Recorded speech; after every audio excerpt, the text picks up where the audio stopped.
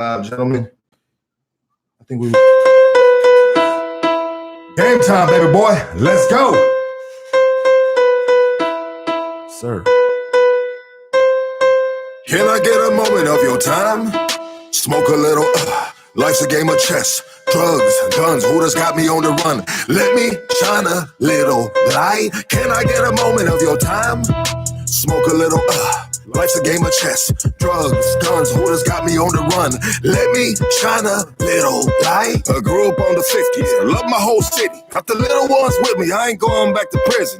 House with a yard, I get my own unlocks, I walk my own yard. I'm Figueroa filthy, where I come from, dog, everybody's filthy. Get your hands dirty with them concrete burpees. Beer runs and licks, my heart was made, dog, with every single brick. Legend in my own, I get my little shine on. Got a house loan, I see a hater smiling, broke with a mouth full. Run with my ninjas, used to gun with my ninjas. Used to split top ramens on the hood with my ninjas. Can I get a moment of your time? Smoke a little, life's a game of chess. Drugs, guns, who just got me on the run? Let me shine a little light. Can I get a moment? Welcome to motherfucking Hood Stocks. I see everybody tapping in right now. Much love, much respect. What up, Grumpy? Jennifer Jackson, what's cracking? Today's podcast is brought to you by Blasto Streetwear. Check it out. I want you to, this is my boy Will right here. He's out of the San Fernando Valley and shit. This is a good dude right here. He's got a, this is bomb. I want you guys to try this shit too, dog. He's got a street brand called Blasto Streetwear. This is his michelada mix right here. Yeah, I mean, you guys are gonna love this. I want you guys to follow him on Instagram at Blasto Streetwear. And also, today's podcast is sponsored by Hood Raised Streetwear. Yes, sir. You see me sporting it right here, man. So check it out. These are two young homies, a couple young homies out of East Los, man. And this is their debut year for their street brand. They got a dream. I want you guys to follow these young homies right here, man. We all about supporting. I mean, we supporting the little homies. We supporting the big homies. We supporting anybody that's supporting us. I mean, you got to show love to get love. Don't play with it. That's real shit, you know? And some of you motherfuckers that don't show no love and then you get mad that nobody calls you. That's why you ain't showing no love. Don't be a dick all the time. Show some love. Motherfuckers will call you and invite you to the barbecue. You feel what I'm saying? Hood Raised Clothing. Follow them on Instagram. Hood Raised underscore. I didn't say that right. You got that. I felt like I said it like a dumbass. I mean, and I say shit like a dumbass too. And I ain't, you know what I mean? I ain't shy about that. So sometimes I watch myself back. I'll be like, dumbass. Hood Raised underscore clothing on Instagram. Follow these young homies right here. They're out of East Los, man. They're good little homies, man. I'm supporting them and I'm rocking their gear right here. Okay, check it out. I got something on my chest. Let me get something off my chest real quick. You know what I mean? Hold on. Let me get a little drink of this. I got some Jack and root beer. I might be violating the Jack. And root beer. Yeah. You know what I mean? I don't know, bro. That's what I had, homie. I've never heard anybody drink Jack and root beer. What? I mean, I'm gonna get some hate mail right now, dog. I'm gonna get some hate mail, dog. You know what I mean? Someone's gonna be like, fuck you ain't shit. Yeah. How the fuck you gonna drink Jack like that? You know what I mean? Fucking, hey, I've been getting it all week. It's okay. Let me get a drink this real quick. Do that. Want a little vanilla ice cream to go in there? Float. Hell yeah. Float. Hell yeah. I love that shit. That's when you know we're gonna have a good podcast today. We got a good group of fellas right here. Check it out. This is what I'm gonna get off my chest. When I speak for myself. Yeah, this is my podcast, but that don't mean shit. I'm just a regular fool with a mouthpiece for my soul beliefs. SOLE, soul. Some of you won't agree, and that's okay. I mean, we individuals wired up uniquely to our own personal experiences and upbringing. That don't mean we can't have a respectful conversation. The other day, I caught myself engaging on some internet banging shit. I mean, fools calling me out my name. I mean, I don't take kindly to that shit, bro, because I ain't no motherfucking punk, homie. You know? And I hope if you call me out my name on some fucking social media shit, I hope when you see me, you do the same fucking thing. Then maybe I'll respect that, you know? But that's not what I'm about, and that's not what this platform is about. This is positivity right here, brother. These are conversations to lift us up, not to create enemies, and not to dig us deeper in the dirt where some of us come from. I mean, I'd rather shut this shit down than stoop to that stupidity, which I did for a hot second this week.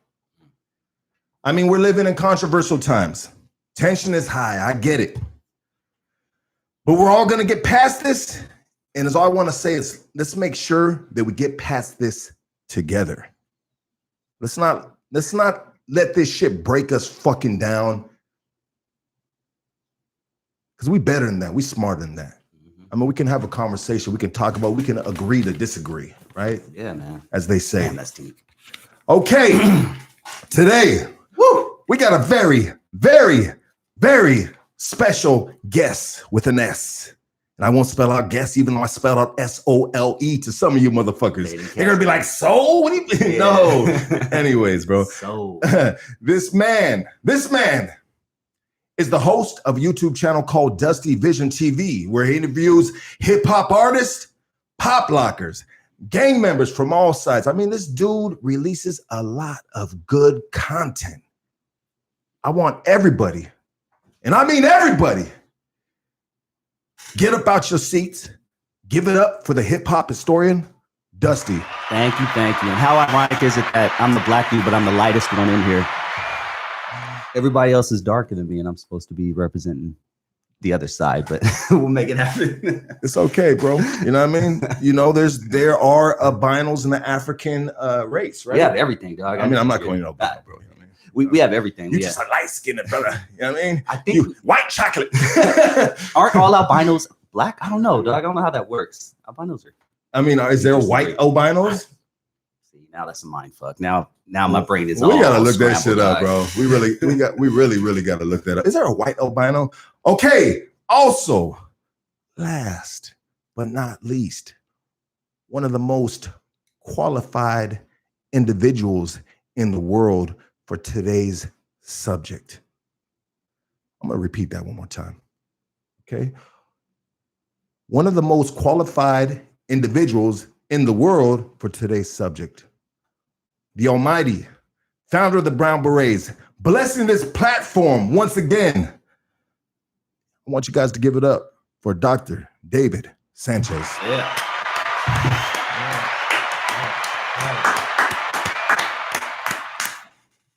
Viva la raza. Yes, sir. Yes, sir. Thank you guys for being here today. Yeah, for sure. Hey, so check it out. Let's do it like this. Let's do it like this. I'm gonna do it like this. For those that might live in a cave, let me rewind this track real quick. Let me rewind this past, I don't know how many days we've been in this. Going on 2 weeks at least, right? Going on 2 weeks. Hold on, let me get this real quick, bro. Okay, let me read this to you. On May 25th,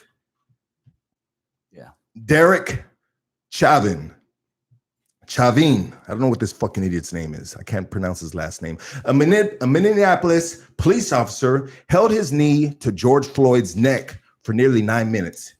Even as Floyd, a black man, pleaded, "I can't breathe," Chavala continued to kneel on his neck even after Floyd lost consciousness. And soon after that, as we all know, Floyd died. Floyd's death came on the heels of the shooting of Breonna Taylor and Ahmaud Arbery, two other high-profile incidents in which Black people were killed, and following a long history of police violence against Black people. Since Floyd's death, thousands of people have been protesting in the cities across the United States. Many initially peaceful protests have been marred by violence, vandalism, and looting. And police have used tear gas, rubber bullets, and other means as they confront protesters. Governors of some states have activated the National Guard to aid police. That's us rewinding the track real quick. About believe we're on our 12th day of protest. And to this present day, all 50 U.S. states have participated in this protest. Yeah, this is big. History. This is Some of you guys are denying this history Yeah. with all that other talk, but we're gonna talk about that. 10,000, roughly 10,000 since since George Floyd's death. 10,000 people have been arrested.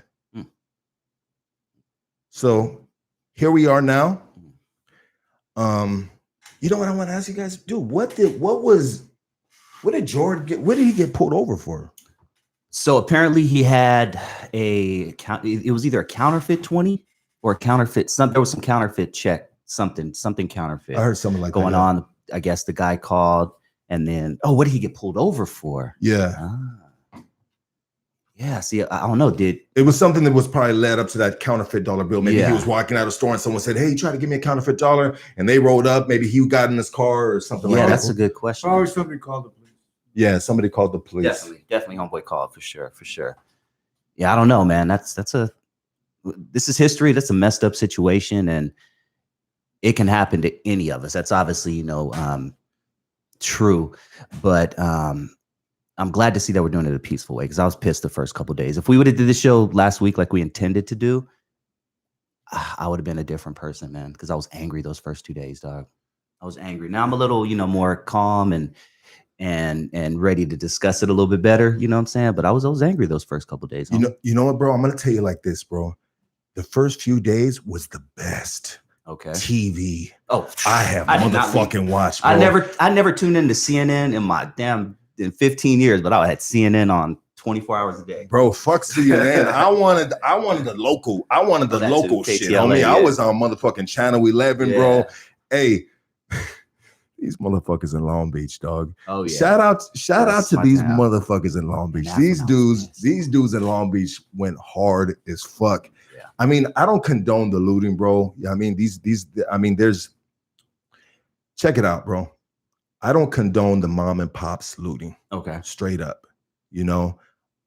Anybody else, hey, you guys got money. You can get it. Hire some fucking security. Strap the fuck up. You know what I mean? Protect your fucking property. That's my personal opinion. But it was fucking hilarious, bro, because these fucking savages in Long Beach, man. And Long Beach are savages, dog.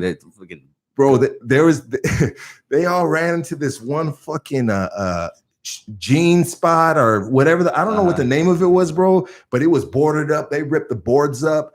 They were fucking running out with fucking mad fucking shoes and shirts and clothes and everything. But and then the cops rolled up, bro, and they came in with the riot gear and they went to the door and these dudes ran out of that front door and they just busted them dudes up. I think the cops, I mean, they were really they were just thrown off guard because the times we're in. They know there's cameras all over the place, bro. They did not know if the cameras weren't there and we weren't the way they reacted, like a bunch of dead niggas. Yeah, no, 100%, bro. Like these motherfuckers ran through them and they just and it reminded me of fucking cell extractions, bro. You know what I mean? Because you run out your cell and all the cops and whoop, you know what I mean? But that shit was crazy. And then these dudes were busting out. They knew the cops were in the front door. And so they busted that top window. And these dudes are just flopping over the board. But there was that one dude that he said, fuck that. Fuck this shit. I came in here for a motherfucking reason. These dudes that were jumping out, they were jumping out empty-handed. At this point, they're running for their life. The homeboy, you see the clothes. Yeah. Homeboy threw the whole fucking wardrobe. He threw a wardrobe over there and then he jumped over. I swear to God, I was right here in the living room, bro. I fell off the sofa and I was fucking laughing. I was dying. That was good TV. I saw a white dude get shot, literally shot. I'm assuming it was a mace or something like that, probably from the rubber bullets. No, it was mace actually. I remember, and it's right where you are to me. And I just remember him walking up, acting all tough. Cop went, shh, and he went, God damn it. And then the dude walked up to him, and they just started hugging. I was dying, homie. I was dying. You have to understand that it was a rebellion, okay? And it was a rebellion because somebody was. George Floyd was executed. He wasn't he wasn't killed, he was executed. That means they had already planned out how they were going to kill this guy or kill any guy. They opened the door so nobody could, the police car door, they opened it so nobody could see what they're doing. They hid behind the door and they took him down to the ground and they executed the young man. And this is what's been going on for hundreds of years. I mean, they executed John F. Kennedy, they executed Martin Luther King, they executed Bobby Kennedy, John F. Kennedy's brother. Just a number of people have been just literally executed over the years, and we got to say, Yava Asta, we can't take this no more. This kind of behavior from the police caused this rebellion. People finally got tired and said, Yava Asta, we're not taking it no more. And that's what caused the rebellion. Yeah. Dr. David Sanchez, founder of the Brown Berets, just chimed in. Shit. Guys, hey, I want you guys right now, check it out, man. This is going to be a gift. This is going to keep on giving. This dude's going to drop gems this whole fucking, this whole podcast. I mean, thank you, big bro. Thank you so much for, once again, blessing the platform, coming through. I mean, I gave you a call. You said, yeah, no problem, Lucky. I'll come out. I'll come right now, you know? And I just want to just thank you. Can I ask you, Mr. Sanchez, what is different between, because I was alive for both of them myself, 92 and this now. What's different? Is there anything different in this one, or what are the comparisons to 92 that you would? Well, you know, talking about Rodney King, Yeah. when Rodney King was beaten, that's what got everybody mad, and then they didn't want to prosecute the police. The police got off of the case. They dropped the case on the cops, and so everybody just rebellion. It caused a rebellion. And as a result of it, once again, people took to the stores, took what they could take. And, a lot of people you hear this thing about people talking about, oh, they're looting. People complaining about looting, but nobody's complaining about the Republicans looting the Treasury. And so it's facts. I think that warrants not to control your show, but just let me know, big dog. Matter of fact, let me just move this over there, dog. You know what I mean? This fool just took over my shit, homie. Damn, we got a backseat driver right here, homie. sorry, it's in my blood. Nah, go ahead, dog. Handle that shit. But if I may, I noticed a little difference because I've talked to people who, were back in 92 and they were older than me. I was only like 14 at that time. So I didn't truly understand it until I got older. But what I'm noticing with this one, as the days go on, it's not as genuine as 92. And hear me out. I know that may sound weird, but I feel like a lot of people are forcing themselves. When I turn on my Amazon and I'm seeing Black Lives Matter on there and stuff like that, and all these companies acting like they care about Black Lives Matter, it just doesn't, it feels fake. I'm feeling some fake love right now, straight up. What did you tell me earlier when we were talking about this? You said it's trending. It's trending. If I can show you know you what I mean? Like, this is what's hot right now. Yeah, you got these little white girls saying, no, this can't happen no more. These black guys, whoop. But about 3 weeks ago, thank you. They were like, man, fuck that. Exactly. Well, you go ahead and say but it. the trend, who but nonetheless, it's okay because the people, set the trend. The Black Lives Matter set the trend. Thing. It was a trend. People came out and they did their thing, and unfortunately, it might not last forever. But the thing is, it was a social revolution in this country, and it did take place. Hey, check it out, bro. You know what? Who's getting arrested, bro? Not for looting. Who's getting arrested? Who do you see getting arrested? I mean, I haven't really paid attention to who's getting arrested, but I'm seeing a little bit of everything. I'm seeing a bunch of white kids. For sure. With skateboard. I've never seen so many skateboards in my life. A bunch of young Mexicans, you know what I mean? Straight up. I see. Yeah, you know what? You're right about that. Dude, like all the black motherfuckers are like, fuck that. Yeah. The cops are coming. Yeah. They're out, bro. Yeah. But these whites, man, they want to, it's a bunch of young Bernie Sanders. And they want that picture, bro. Dude. I got arrested for George Floyd's. I mean, I love it, but I know you want that badge. Photo op. You guys, so you can show your black friend in 20 years. Hey, look at me. I was out there riding. I got arrested for you. And that's where the fake comes in. They gotta stay true though, bro, and we gotta hold them accountable. That's the thing. That's the thing right there. We gotta have a picture of them. Hey, homie, remember this? Remember you right here? Yeah. Oh, was that trending? Is this out of style now? Wait. The funny thing is, is there was a lot of white people out there demonstrating, protesting, rebelling. Even though the white movement, the white liberal movement is dead at the colleges, universities, and the high schools. There's no white liberal movement out there no more. Really? But they still came out anyway. Yeah. I thought college was all just liberal. My son is in college, and all he tells me is his teachers are just liberal. Like, right? Isn't college mostly liberal? No. Okay. They turned those colleges around so they do not get involved. They tell the students do not get involved, and then the teachers who are little radical, the students start snitching on the teachers that are radical. Mm-hmm. So even the schools have become a police state. The colleges and the universities have become a police state. They don't hire minorities. They don't hire RAZA professors. All they do is hire white professors. That's another fight we have in the future. Mm. Yeah. Yes. And you know what, bro? Check it out. Right now, we got to keep our foot on their necks. Mm-hmm. We got to keep this in there, bro. We got to keep this trending. Yeah. We got to keep this shit in style, bro. Yeah.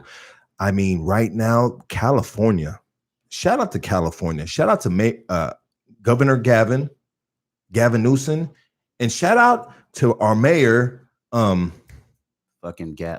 one that's in front. I've been seeing him every day. He was my district attorney through the 90s. He was district attorney through the 90s, bro. I remember his name. Yeah. Come on. What the fuck? District mayor. Shout out to the white mayor. Not the white mayor. He's Mexican, bro. Oh, is he? Yeah. I don't know shit about my own city. God damn it. But anyways. Garcetti? He's not Mexican. My bad. Yeah. Mayor Garcetti, he cut $150 million to give to color communities, you know what I mean? Yeah. And that, so the police academy, I guess they have a union, right? They have a union, and they are fucking furious. Yeah, bro. Yeah. Let me ask you what you guys think about that. Let me ask you what you guys think, because I always like to play devil's advocate, and then sometimes this leads to me getting the token Uncle Tom or whatever. But hold on, let me give the homie right here. Smiley from Stockton. What up, my G? I see you, my boy. It's a shout out right there, my G.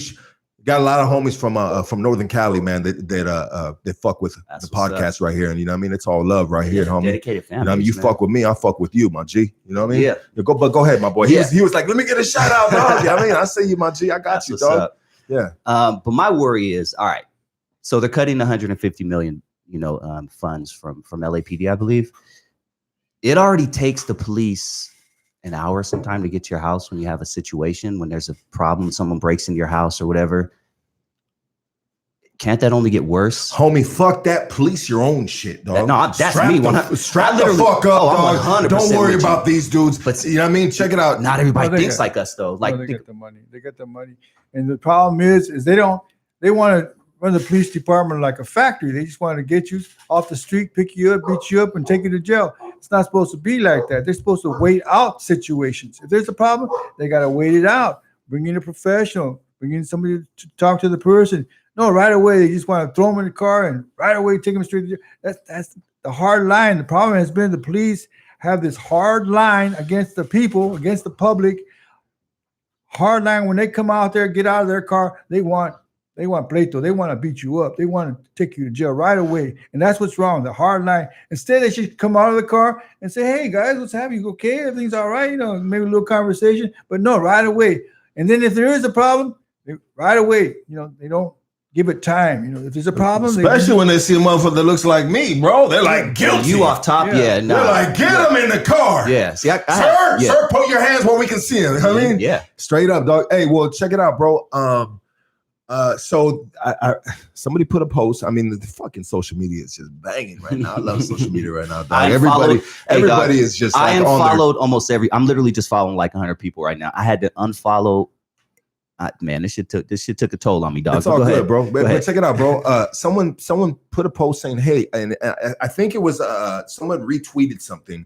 And I don't know the dude that tweeted this, but I think he's a highly recognized individual. Mm-hmm. And he said what he thinks what police officers now should have a degree before they can get in the academy, bro. Oh, yeah. Have a degree in maybe social social communication. Communication, you know what I mean? That's maybe you gotta put a couple. You gotta put. my whole point. Maybe you gotta serve some community service in the hood, bro. That's my whole point. And how are you going to do that if you're taking $150 million? Like, I think they need to put more money into that stuff, into making sure you only have to pay these motherfuckers a little bit more, maybe, and they don't get paid shit, but I think taking money away, I personally think that's just going to lead to us wait.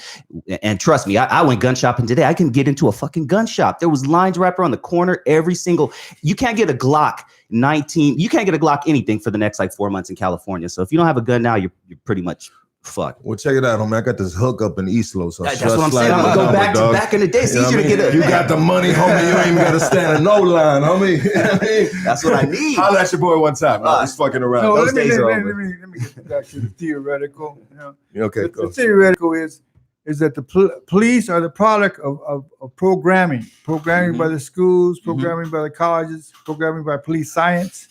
And that particular program, the police science program, says arrest 10 people to get one. That's what the program says. So they've been operating on this program for actually the police science was created by the Nazis in Germany in 1930s, and we're still following their program. Okay, they treat us, they think we're Jews, they treat us like worse than Jews, they treat us, and they want to put us in the concentration camp. The problem comes down to the programming of the mind. That the fact is that these cops, these policemen, do not know how to talk. To dumb suckers, and they were never taught how to talk in school, in elementary school, in junior high school, or in high school. They were in college. They never learned how to talk, and that's what we have. We have people who are unable to talk. Yeah, no, that's true, and they're coming across so many people a day that's something that's important. And not only that, they're coming across people with mental health issues too. That comes into play also. So if anything, they should have some sort of mental health degree to be dealing with these people. Because I would say probably 7 out of 10 of the people they're probably coming across have some sort of mental, health issue, and they don't know how to deal with that. Right now, a lot of cops in LA and surrounding counties, they have a mental health specialist right around with them. So the specialist actually comes out in the car and tries to assess the situation and things like that. Because you're right, these cops don't know how to talk to people, and you're talking to somebody with mental health issues, and you get loud, he gets loud. It's only going to get bad. So I agree with going back to the point to where we either need to make sure these people have degrees or other type of degrees. But I think mental health is a huge situation. 100%. Hey, Smiley, thank you for that $10, my G. Much love, much respect. Thank you so much, my boy. I'm saving it for camera. Everybody knows that. I will keep it. Hey, Kaylin Hernandez, thank you. Tell your pops, Santos, I said, what up? Thank you for tuning in today. I love all you guys, man. I'm reading this and I'm hearing these guys, but I don't want to leave you guys out because this is a conversation with all of us. You know what I mean? So if anybody has anything, good to add, off the top, we will see it and we will speak on it, Yeah, man. But so check it out, bro. A lot of this shit is known as the Southern strategy, you know what I mean? And so a bunch of white dudes that lived in Southern states back in the day, they had this strategy, bro, you know what I mean? How can I put it? So I took some notes on this, bro. I always take notes on shit. This isn't at the top of my head. This is shit that I nerd out on, bro. You know what I mean? And I watch and I take fucking notes. You know what I mean? Nixon era war on drugs. Nixon era. The war on drugs, according to a Netflix special, was really the war on blacks. You know what I mean? So they have this certain language. What is it? Rhetoric? Certain language. To make it not look like it's really what it is. Yeah. But the white people, the elites, or what so-called elites, are people in the circle. They know what they're talking about because they can't say war on niggers. Yeah, they can't say fuck this. So they say this is the war on drugs and it's the war on blacks. Yeah. So check it out. 1981, Reagan era. Yeah. You know what I mean? So 1 ounce of crack cocaine was the same amount of time you would get for 100 ounces of coke in the 80s. Now, why is that? Yeah, because crack is obviously in areas where, people of color live. And cocaine is in the rich areas where the white people live. 100%. You know what I mean? So there's just a lot of fucking crazy shit, bro. Double standard. Standard. It's a double standard. I used to call it standard. Just us. So just them. Just us. So check it out, bro. I want to throw this in real quick because it's a part of my note. 1863, slavery ended, right? So when slavery ended in 1863, they said, all right, we can't, and the slaves, man, the black slaves, they were such a huge part of the economy. Oh, the economy almost shut down. Yeah. So when slavery ended, the economy basically shut down. Yeah. So this is what they did. Check it out. This is what they did. I think it's the 13th Amendment. I don't know, something that I was watching, bro. You know what I mean? But this is what they did, bro. They said, all right, fuck it. Slavery is ended. But every time we see a black fucking man, we are going to arrest his ass. And when we get him in our prison system, they were all workforces out of the prison system. Yep, and we're gonna keep the economy going. So they would arrest them, put them in prison, bro. Gangs. Cheap labor. Yeah. And then the economy was back up again. So every time they seen a black dude, put them in jail. These white motherfuckers, every time they seen a black dude, bro, they put him in jail, homie. Yeah. Put him to fucking work, bro. Yeah, there's always been money in black crime, you know what I'm saying, in black people, because let's say a black person gets shot by another black person. All right, let's see, you're employing the ambulance who drives there, you're employing the cop, you're employing a judge, you're employing a lawyer, you're employing the jail, prison guard, the janitor. I mean, there's so much money in black on black, black on Latino, Latino on Latino crime, dude. It's crazy. We're like a paycheck to a lot of people, straight up. I know someone who owns mortuary, and during the last thing that we just went through, the coronavirus, I'm already forgetting about that shit. How crazy is that? That was a huge thing. He said that he's like, man, I need more people to kill each other because my business is gonna go out. I'm gonna go out of business. This is a dude that owns a fucking mortuary. He needs us out there killing each other so his business could come in, but everybody was staying in the house, so nobody was killing each other. Yeah. So his shit went out of, pretty much almost went out of business, but there's money in it, dude. And it's been going back to 1863, Jim Crow. Everybody they put in prison, they make something like $84,000 for their hotel, the Gray Bar Hotel, the prison, and they're making money off us. That's what they want to put in prison because they're making all this money. The prison guards are making money. The prison industrial complex is called that because they're making money off us. Mm-hmm. The Nazis did the same thing. Yep, exactly. Then they fled to South America. There's a whole community in South America. Did you guys know that, of Nazis, former Nazis? Oh yeah, that's crazy, yo. Like there's a whole German town in like, it's not Bolivia, it's like Argentina or something like that. There's a whole town of Nazis, or former Nazis, I should say. Washington D.C. That too. What did you, bro? Dude, Trump, man. Oh my God, dog. You know what? What's the last thing? Is that what you're gonna say? What did he say, bro? The last thing when he's like, George Floyd would be proud that the economy was doing so well today. Look, I'm not a Trump hater. I'm gonna keep it real. I'm not a Trump supporter, but I'm not a Trump hater. I'm definitely not. I'm not your typical. And once again, this puts me in the Uncle Tom category amongst a lot of my people. Not a Democrat. Not a Republican. I should put that in parentheses also, but I'm not a Democrat. I don't follow certain things. I'm not a Trump hater, but this motherfucker is he could easily beat Biden if he would just shut the fuck up. Like if he would just shut up, he could easily beat Biden, because I'm gonna keep it real. I don't know if Biden's gonna be any better for us people of color, because we all know the laws that he passed or that he signed into law, 20, 25 years ago that put more of us in jail than any other president. I mean, he can't remember what he had for lunch yesterday. Yeah. Bro, you know what I mean? This dude said Biden's going to beat Biden. I'm like, what the hell? Biden's going to beat Biden. I'm looking around like, what the fuck? So that is the scary part, because it's like the lesser two evils. One of these two motherfuckers are going to be running the country for the next 4 years. So it's like, if we don't want them in office, how do we change that? Can we change that? Like, you know what I'm saying? Like, yeah, you could change it, but you gotta make a trend. Get out of there. First, you gotta make a trend, trend to vote him out. If people don't join the trend, well, Trump will get in there again. True. So we gotta create trends, along the lines of music, like Brown Berets, we got Brown Berets like Jose, he's a singer, I sing a little bit. People like music, and you can educate people with music, but you can convey messages with music. And so we got to get the word out there somehow, because people like music, so they can go, they'll listen to it. But the trend is, for example, when we did the walkouts, Okay, it was a. I was there. Yeah, Prop 187. No, I'm I'm sorry. I'm talking about the real walkouts, the big ones. Oh, when the schools walked out back in 1968, oh, it was a trend. You know, the Chicano thing was a trend, was a Chicano identity trend that created the unity because people were identified for the first time in a long time. Like right now, for example, I was just looking at the statistics, and from what I understand, I'm not even talking about the undocumented.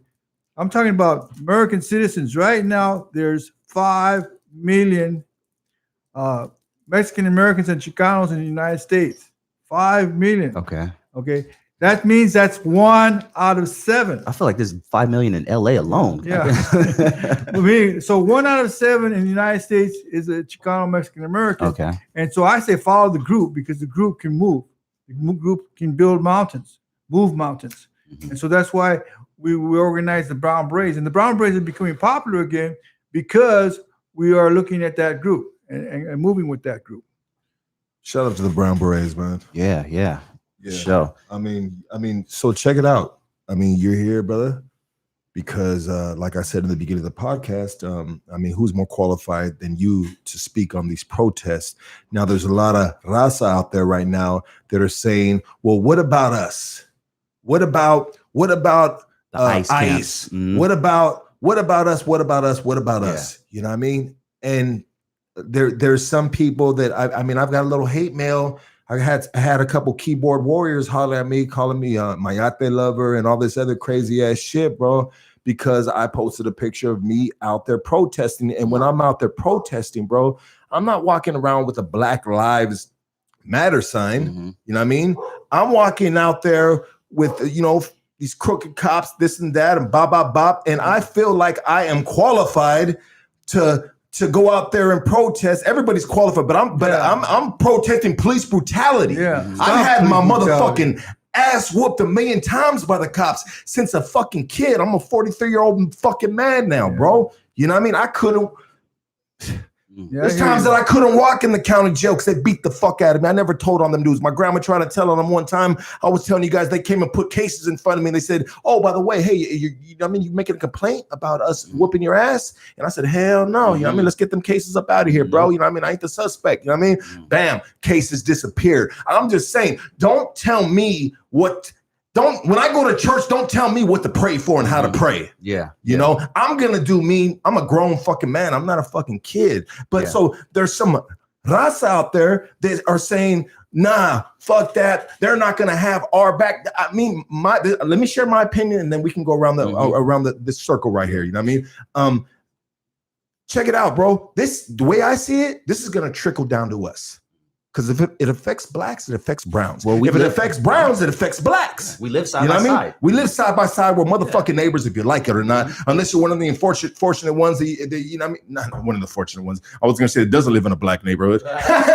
just lucky bastard. Yeah, you're lucky, motherfucker. But I'm just saying though, like, yeah. But joke. Anyways, I'm just saying though, everything trickles down to us. When we're out there right now, like this shit, you see all those kids out there. I mean, check it out. I'm in downtown LA. They had a hard time finding black people in the crowd. Because they wanted black people up front. There's these white girls. All black people get in the front. I mean, some of these black people in the crowd downtown LA, bullshit you not, bro. In front of City Hall, black people in the front, so we can get behind you and let you know. And there's just they're sporadically in the crowd. They're there. I'm not saying they're not, but who's out there? Whites. Who's out there? Mexicans, young little motherfuckers, man. Young fucking. You know, I don't give a fuck if it's trending or not. Fuck it. Let this shit trend because we need fucking change, bro. You know what I mean? We need fucking change. Enough is enough, dude. Hey, you know what? I'm out there for myself and I'm out there for my fucking kids too. Because I got sons. I don't want my sons getting fucked up like the way I got fucked up. I know, I know just as many Latinos that got beat by the cops that I do black dudes. Straight up. It's literally even, dog. Like literally even. I don't know too many white folks that got beat by cops, to be honest, but I do know a bunch. Well, it comes down to terror. You know, the people, even the white folks, are tired of being terrorized. You know, they are terrorized in the schools. We are terrorized in the schools. I can't even tell you how they treat students. They treat students really bad everywhere. Colleges, universities, elementary schools, high schools. They treat students like dogs. Not just the schools, but also the courts. The courts terrorize the people. With all these high cost fines and traffic tickets. And then you got social agencies like Children's Services that go around kidnapping kids, taking your kids away because you drink a can of beer. I mean, the terrorism is everywhere. We're being terrorized at all levels, and then not just terrorized, but then we're pushed into poverty, no jobs. And then if you have a job, you're terrorized at the job. So wherever you go, the people are being terrorized, and people are saying "Yavas." People are rising up, and it's about time.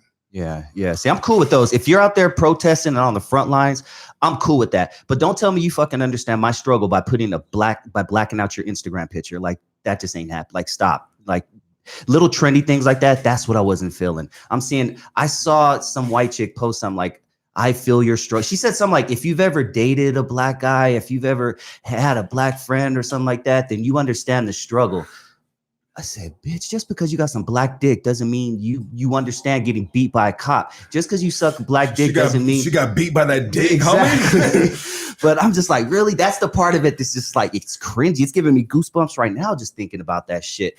And the weird part about you saying, telling all the black people to come to the front, like, that's just so weird and orchestrated to me. That doesn't seem organic. What does seem organic is my Latino friends out there and the white people out there protesting. And I even put a post on a couple of days ago. I said, I hope all my black friends have the same energy when there's an issue in the Latino community. Because going back to what you said earlier and thinking about it in hindsight now, yeah, that is all I'm seeing on my local news is I don't see too many black folks, dog. Hey, check it out. When I was out there, bro, I felt proud. I felt proud walking side by side with them young kids, bro. And I talk a lot of shit about the new generation with the music and shit. You know what I mean? And you know what, bro? I love you motherfuckers. You motherfuckers are the ones that's going to change this world. The new generation. The new generation, you motherfuckers, you guys are smart. You guys, the technology just boosted you guys on another level. I mean, you guys are 10 times smarter than we were, and then I was at your age. Yeah, 100%. You know what I mean? The technology, you guys are using your voice, using your platforms, your social media platforms. You know what I mean? You guys are studying. You know what I mean? And you know what, bro? I was out there in front of City Hall, and a bunch of the kids were sitting along the wall of City Hall. And what did these cops do, bro? These cops ran along the side of them, and they screamed. The whole crowd, just, and they all jumped off the wall like dominoes, bro. And then I was like, no, you guys are good, man. They're doing a scare tactic on you guys, man. These kids are out there, they scared, man, but they're going with their fucking hearts. Yes, it's trending, but it's trending right into their motherfucking heart. You know what I mean? And I love that shit. Shout out to Bounce 1907 for that $50 you just dropped me right now, my G. Damn. Hell yeah, I appreciate that shit. Yeah. Much love. It doesn't matter what color you are, as long as you go to the front.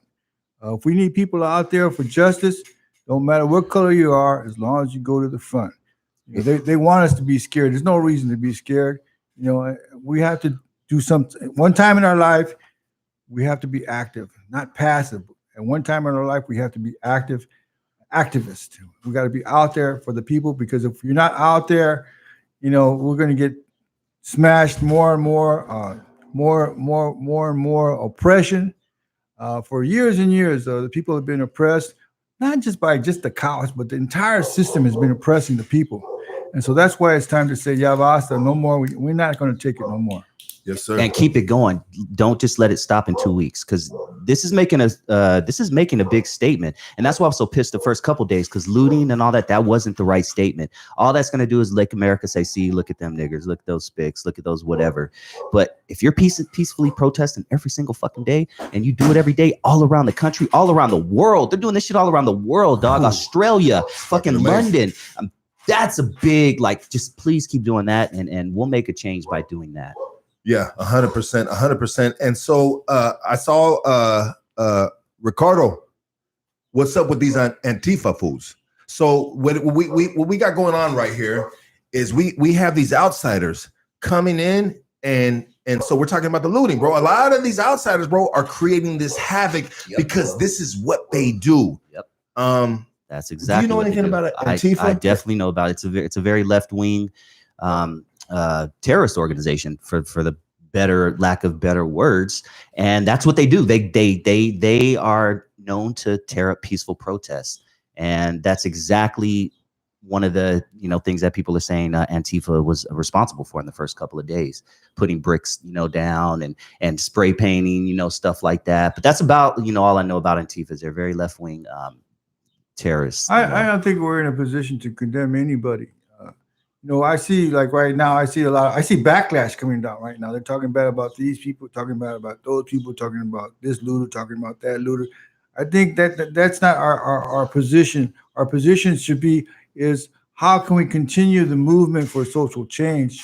I know that, like, if it dies, let's say if it dies out, the whole thing dies out. Let's say maybe 1 or 2 weeks. The only thing that we have is organizations to keep up the fight. Organizations will continue on. The Brown Berets will continue on the fight and the struggle for the people. That's what's important. No matter what, we have to have the fail-safe. We have to have the organizations. Yeah, see, I love that you guys continue the fight, but I highly doubt if in 3 weeks Amazon's gonna give a fuck about Black Lives Matter. You know what I mean? Like, that's when I turn on my TV, Netflix is telling me we stand by Black people. I'm like, did you 3 weeks ago? Are you in 3 weeks gonna stand by us? I don't know. That's why that's what I was saying, bro. We got to keep our foot on their fucking neck. So I mean, how do you feel, brother, about the RAZA? Some of the RAZA feeling like, hey, you know what? We shouldn't get their back because they're not going to have our back. How do you feel about that? Well, I think you have to understand that when I say social revolution comes in different colors. It comes in all colors. But I think we have to understand that if it's going to help us in the long run, why not? And I think a lot of people do not understand, that, sure, like I said earlier, people are complaining about looters looting potato chips. What about Trump and the GOP and the Republicans looting the Treasury? And that's big time money, And so highway robbers, at the politicians and the highway robbers, they're taking all the money. Meanwhile, the people are suffering, and people are going to suffer because you have to remember right now, there's no jobs right now. We just came from a pandemic. Yeah. People are tired. People are tired of being court ordered, quarantined, locked into their houses, almost like a house arrest. People are just tired being. What about all the people that wanted to graduate from high school? They couldn't graduate. People wanted to graduate from college, university. They couldn't graduate. Everybody was locked down. Police state. And so we have to understand how this police state works against us. The police state has us controlled. It controls everything. It controls the schools. It controls the jobs. I mean, in other words, if you're not part of the conservative police state, you don't get a job in this country, and it shouldn't be that way. Yeah. How can we, as people of color, change that now that we know it? You know what I mean? Because I'm a guy that, okay, cool. Anytime something bad happens to me, and even if I have no control over it, I'm still like one of those people who like, what can I have did different? You know what I mean? Like, now that we know this, we know,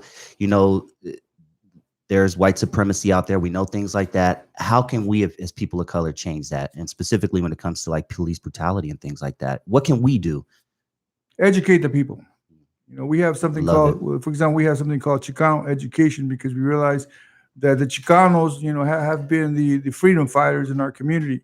And so we want those people to come forward, people who are willing to stand up for their civil rights. There are people who are willing to stand up for your civil rights, for our civil rights. Not people that just, it should be the responsibility of every single person to protect their civil rights. Okay. And that's why there's no excuse for not participating in the struggle for our civil rights. And so when you mean in participation, as in what's going on right now, these protests, so Chicanos should be participating in this. Yes. Yeah. 100%. Yes. Your fight is our fight. And so for the ones that aren't, what do you have to say to them, brother? Well, the ones that aren't, you have to understand that, they have been programmed. Check it out. Speaking of program. Hello.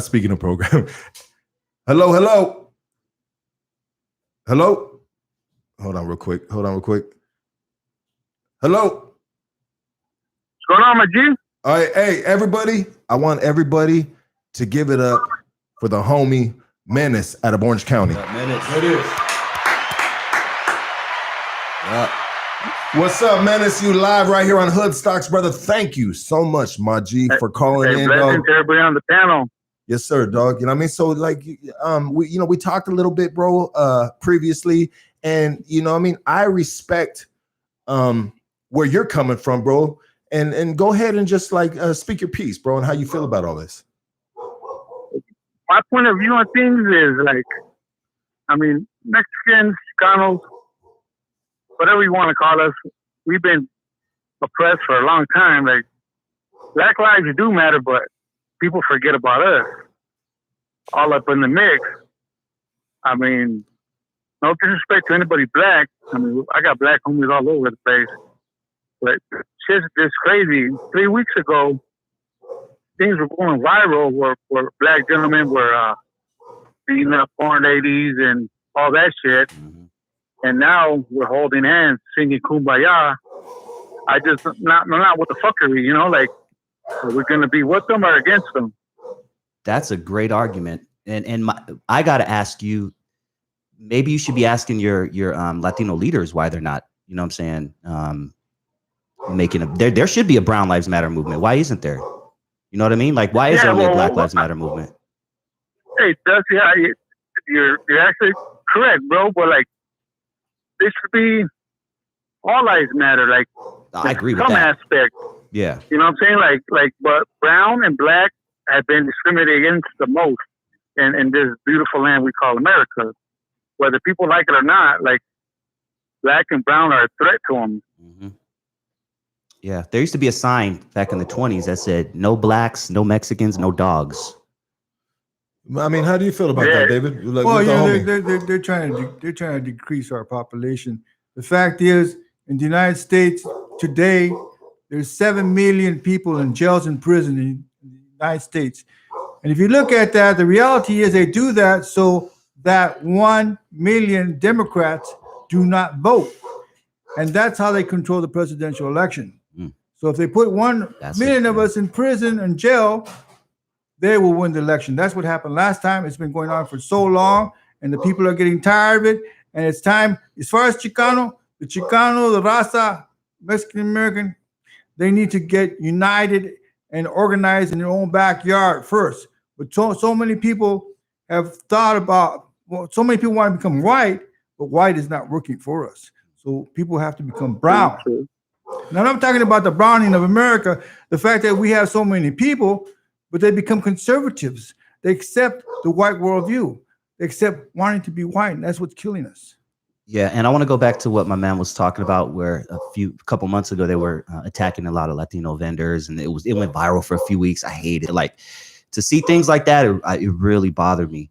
And I just want America to know that those aren't black people. Those are N-words, like, straight up. I'm keeping it real. You know, the people who did that, they don't represent black people. You know what I'm saying? I look at it like this, bro. Hey, check it out, man. I see it like this. I see it as just these fucking kids, man. Mm-hmm. They think it's fucking funny. And the difference of now and I can speak from the 90s is there's cameras now.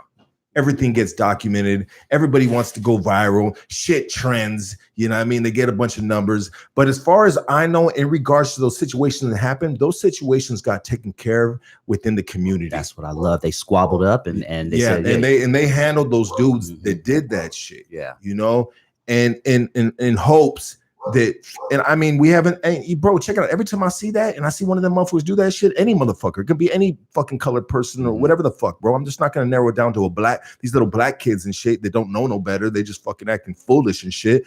But I want to beat their fucking ass, bro. I don't like seeing that shit. Yeah. I don't want to see it to a fucking, to no colored fucking person. But I know that leading up to this BLM movement, that a lot of RAZA is like, nah, fuck that, fuck them. But the way I see it, bro, is there is a way bigger picture, bro. The bigger picture, and I think, man, we're in a sweet time in history, and I don't ever use the word sweet, bro. I just used it right now. Damn, dog. With that voice, you should be saying sweet. I really feel like we are in a fucking badass, a good fucking time in history, bro, and we got to keep this moving. And let me tell you this, bro. I'm going to tell you this in regards to, so check it out. I'm half Mexican, and my pops is Russian Jew, bro, right? That's my mix, homie. You know what I mean? So I can speak on my Mexican side, homie. My pop's 100% Russian Jew. My mom's 100% Mexican, right? You know what I mean? You'll never meet another motherfucker like me again, bro. This is what God made me. He had a sense of humor when he made me. He said, I'm gonna fuck with this dude, and I'm gonna put him in LA with a bunch of fucking Mexicans, homie. You know what I mean? Like God really fuck with me on this shit. And it really molded me into the person that I am, bro, because I was so ashamed of the Russian Jew side growing up with Mexicans as a kid, bro. You know what I mean? I got it from my own family sometimes on the Mexican side. Oh, fucking Jew, or your psycho Jew dad, because my pops is crazy, you know what I mean? But anyways, my Mexican side of the family, dog, the family don't even get along with each other, bro. I mean, so when we talk unity, Mama G, there you go. I mean, if your own family can't get along, then how are we all gonna get along and push a movement? I think when it comes to Mexicans, bro, you get all these motherfucking crazy motherfuckers together, bro, and I always say, I'll give it 3 beers. I'll give it 3 beers till the shit pops off, homie. And motherfuckers are squabbing, homie. And you know what, dog? Damn, it started off as a good idea. Like, man, our hearts were in the right place, but we just can't all be together in one place. Well, let me tell you why. Okay, because we have not yet learned how to dialogue. We have not yet learned to use the English language or the Spanish language to the fullest extent. And that's what we need to teach our kids how to talk. The schools do not teach our kids how to talk. They come out fighting with each other. Our schools need to teach our kids how to talk. Yeah, and going back to a point you said earlier, Mr. Sanchez, when you said everybody's terrorizing us, I mean, we're terrorizing each other too. You know what I'm saying? Like you said, it's the same with my certain parts of my family, dog. We get together. I'm like, it's only a matter of time before this aunt gets into a fight with that uncle gets into a fight with that brother. And it's like that spills out in the streets. That's going out on the streets. And that's another reason why, you know, we talk about Black Lives Matter. I like I love the Black Lives Matter aspect, and I love the whole theory behind it. But I don't support the group. I don't support Black Lives Matter one bit. Straight up, I don't support that organization, because if Black lives really did matter, they would be focusing on the fact that, you know, we're exterminating ourselves like at a much higher rate. But the only time it seems to matter is when a white cop kills a Black person, and that just, I'm not feeling that, dog. Yeah, bro, you about to get crucified on the fucking internet, bro. I used to be called. They're gonna come for your blood, homie. I already know, man. I'm used to it. Let me tell you what's going on. That's due to lack of respect of each other, lack of respect for other razas, you know. And what I'm trying to say is, if you read the book by Eric Hoffer, The True Believer, in his book, he says that when people are involved in movements for social change, there's less violence, less drugs, and less crime. You know, so we need to get back to that trend, that movement trend, that social movement trend, to make changes in our society. Amen to that. Hey, Menace, I love you, my G. Yeah, what's going on, G? Thank you so much for fucking calling in. Hey, plug your Instagram, my G, so that everybody can follow you, dog. Hey, D-Boy22213. Everybody stay safe out there. You know what I'm saying? Hatred is fucking taught. You're not born with it. Yes, sir. Hey, everybody give it up for Menace. Thank you, my G. All right. Move on. Okay, so we're going to do this right here. We're going to do this. Let's do this like this. Check it out, bro. I got something right here. So we got another individual that's gonna call in right now, and if he's listening, he might crucify you right now, bro. You know what I mean? So we gonna see right now. But I'm used to this. I've been going through this. I've been doing this since 2009. I've been podcasting before. Every time I had to explain what a podcast was back in 2009. I've been doing this for a minute. So yeah, I do get the crucifixion. I do get the Uncle Tom's, the house, nigga. It's just because I look at things. I always play devil's advocate, always, homie. And I don't believe it's just everybody else's fault out there. I always believe we gotta, you know what I'm saying, take some fault too. That's dope, bro. And that's you know what, bro, that's one thing that I've like gotten to know, to watch your podcast. When we go back and forth talking, bro, like I mean, I think I relate with you, bro, because you see things from both sides of the fence. Brother. I try to, homie. Yeah, you know I mean? I know there's some unjust. I know we all know it's fucked up out there. But what can we, as a people, do to at least make it a little bit better? You know what I'm saying? That's how I look at shit. But I would love to chat. No, not a little bit. Better, a lot A lot better. better. And the problem is, if we do not keep up this fight, everything's going to go back to where it was before. Mhm. So the fight needs to continue. I don't care how it continues, but it needs to continue, whether it be organizations, whether it be civil rights groups, or whether it be demonstrations, protests, marches, occupations. People have to continue on. Caravans. People have to continue on the movement. Mhm. I agree. Yeah, no, Keep it 100%. pushing. The homie Leche. Hey, Leche, I'm gonna have you. I'll text you in a minute. But the homie said, homie grew up in Irvine or what? Yeah, that the way I talk, once again, yeah, people lead you to believe that I probably grew up in South Orange County or something like that. But no, I grew up in the hood, right next to you, right next to everybody in this room. I just, like I said, man, I see everything around me, and I'm like, how can I personally make it better? That's pretty much how I look at it. Yeah, no, real shit. All right, so the homie isn't responding right here, so let's do this like this real quick. Hold up real quick. Leche is a black dude, right? I'm assuming. No, Leche, Hey, you going milk? I get it. Nah. Leche's he's a Mexican brother, dog. You know what I mean? He lives in South Central, dog. Grew up in South Central, and I'm gonna let him speak for himself. I think he will be calling right now any minute, but I wanted to have these individuals. Hold on real quick. Hello. Good. Leche. Yeah. All right. Hey, everybody. I want everybody to give it up for the homie Leche. What up, Leche? Yeah. What up, my boy? No, man, I'm good. Just chilling, watching the show. I'm checking you guys out. Yeah. So one thing about Leche is I've known this dude for a good amount of time. I mean, he's a music producer. He's a good dude, bro. And I was watching him go back and forth on social media with some other homies, Brown Brothers, that disagreed with his views. And what were they disagreeing with you on, my G? Well, not so much disagreeing, just pointing back and forth on this trend, I guess, I've been seeing from a lot of our people that all of a sudden are starting to speak up on like immigration issues and speak up on what about us, and the same people that weren't really saying anything a couple of weeks ago or ever, really, for that matter. But yeah, so I kind of, it bothers me to see that because we should be more outspoken, everybody, period, whether it's about that issue or what the issue at hand, the issue at hand. We should be outspoken regardless. But you guys pretty much, I had a lot to say, but as I'm watching this the show, you guys cover a lot of things that are on my mind and stuff, I mean, but you grow. So check it out, bro. Let me ask you this, then, bro. I mean, you were raised in South Central, correct? Yeah, I was been here I'm 52 years old, bro, and I've been here as long as I can remember. Okay, so I was here in when in the classroom. I remember third grade, second grade. I remember like being one of two Mexicans in each class. It was like two Mexicans per class.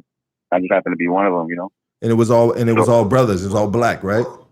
So, I grew up with black people. I had black friends. All my best friends were black. I got jumped by black. So after I got jumped, I came home and I played with my black friends. It was like whatever. Yeah. Just grew up with it. So the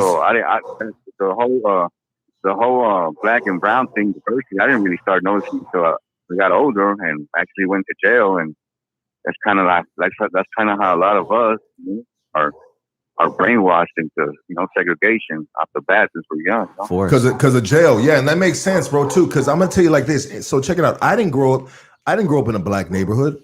Northeast LA. That I mean, shit. There'd be a couple on the streets if you're lucky. But when growing up, I hit LA County Jail in '95 when I was 18 years old. I was fighting fucking 15 armed robberies, whatever, But anyways, I got introduced to politics, jailhouse politics, LA County politics, you know what I mean? And politics was you don't drink after another black man. You don't, there is a ton of rules in regards to how you carried yourself as a South Sider, as a Sureño, and the line was drawn very thick in the sand, and if you crossed that line, there was big repercussions in regards to the way the shit was ran in there. Most of the beef was with black dudes, you know, riots. I had a bunch of riots with black dudes.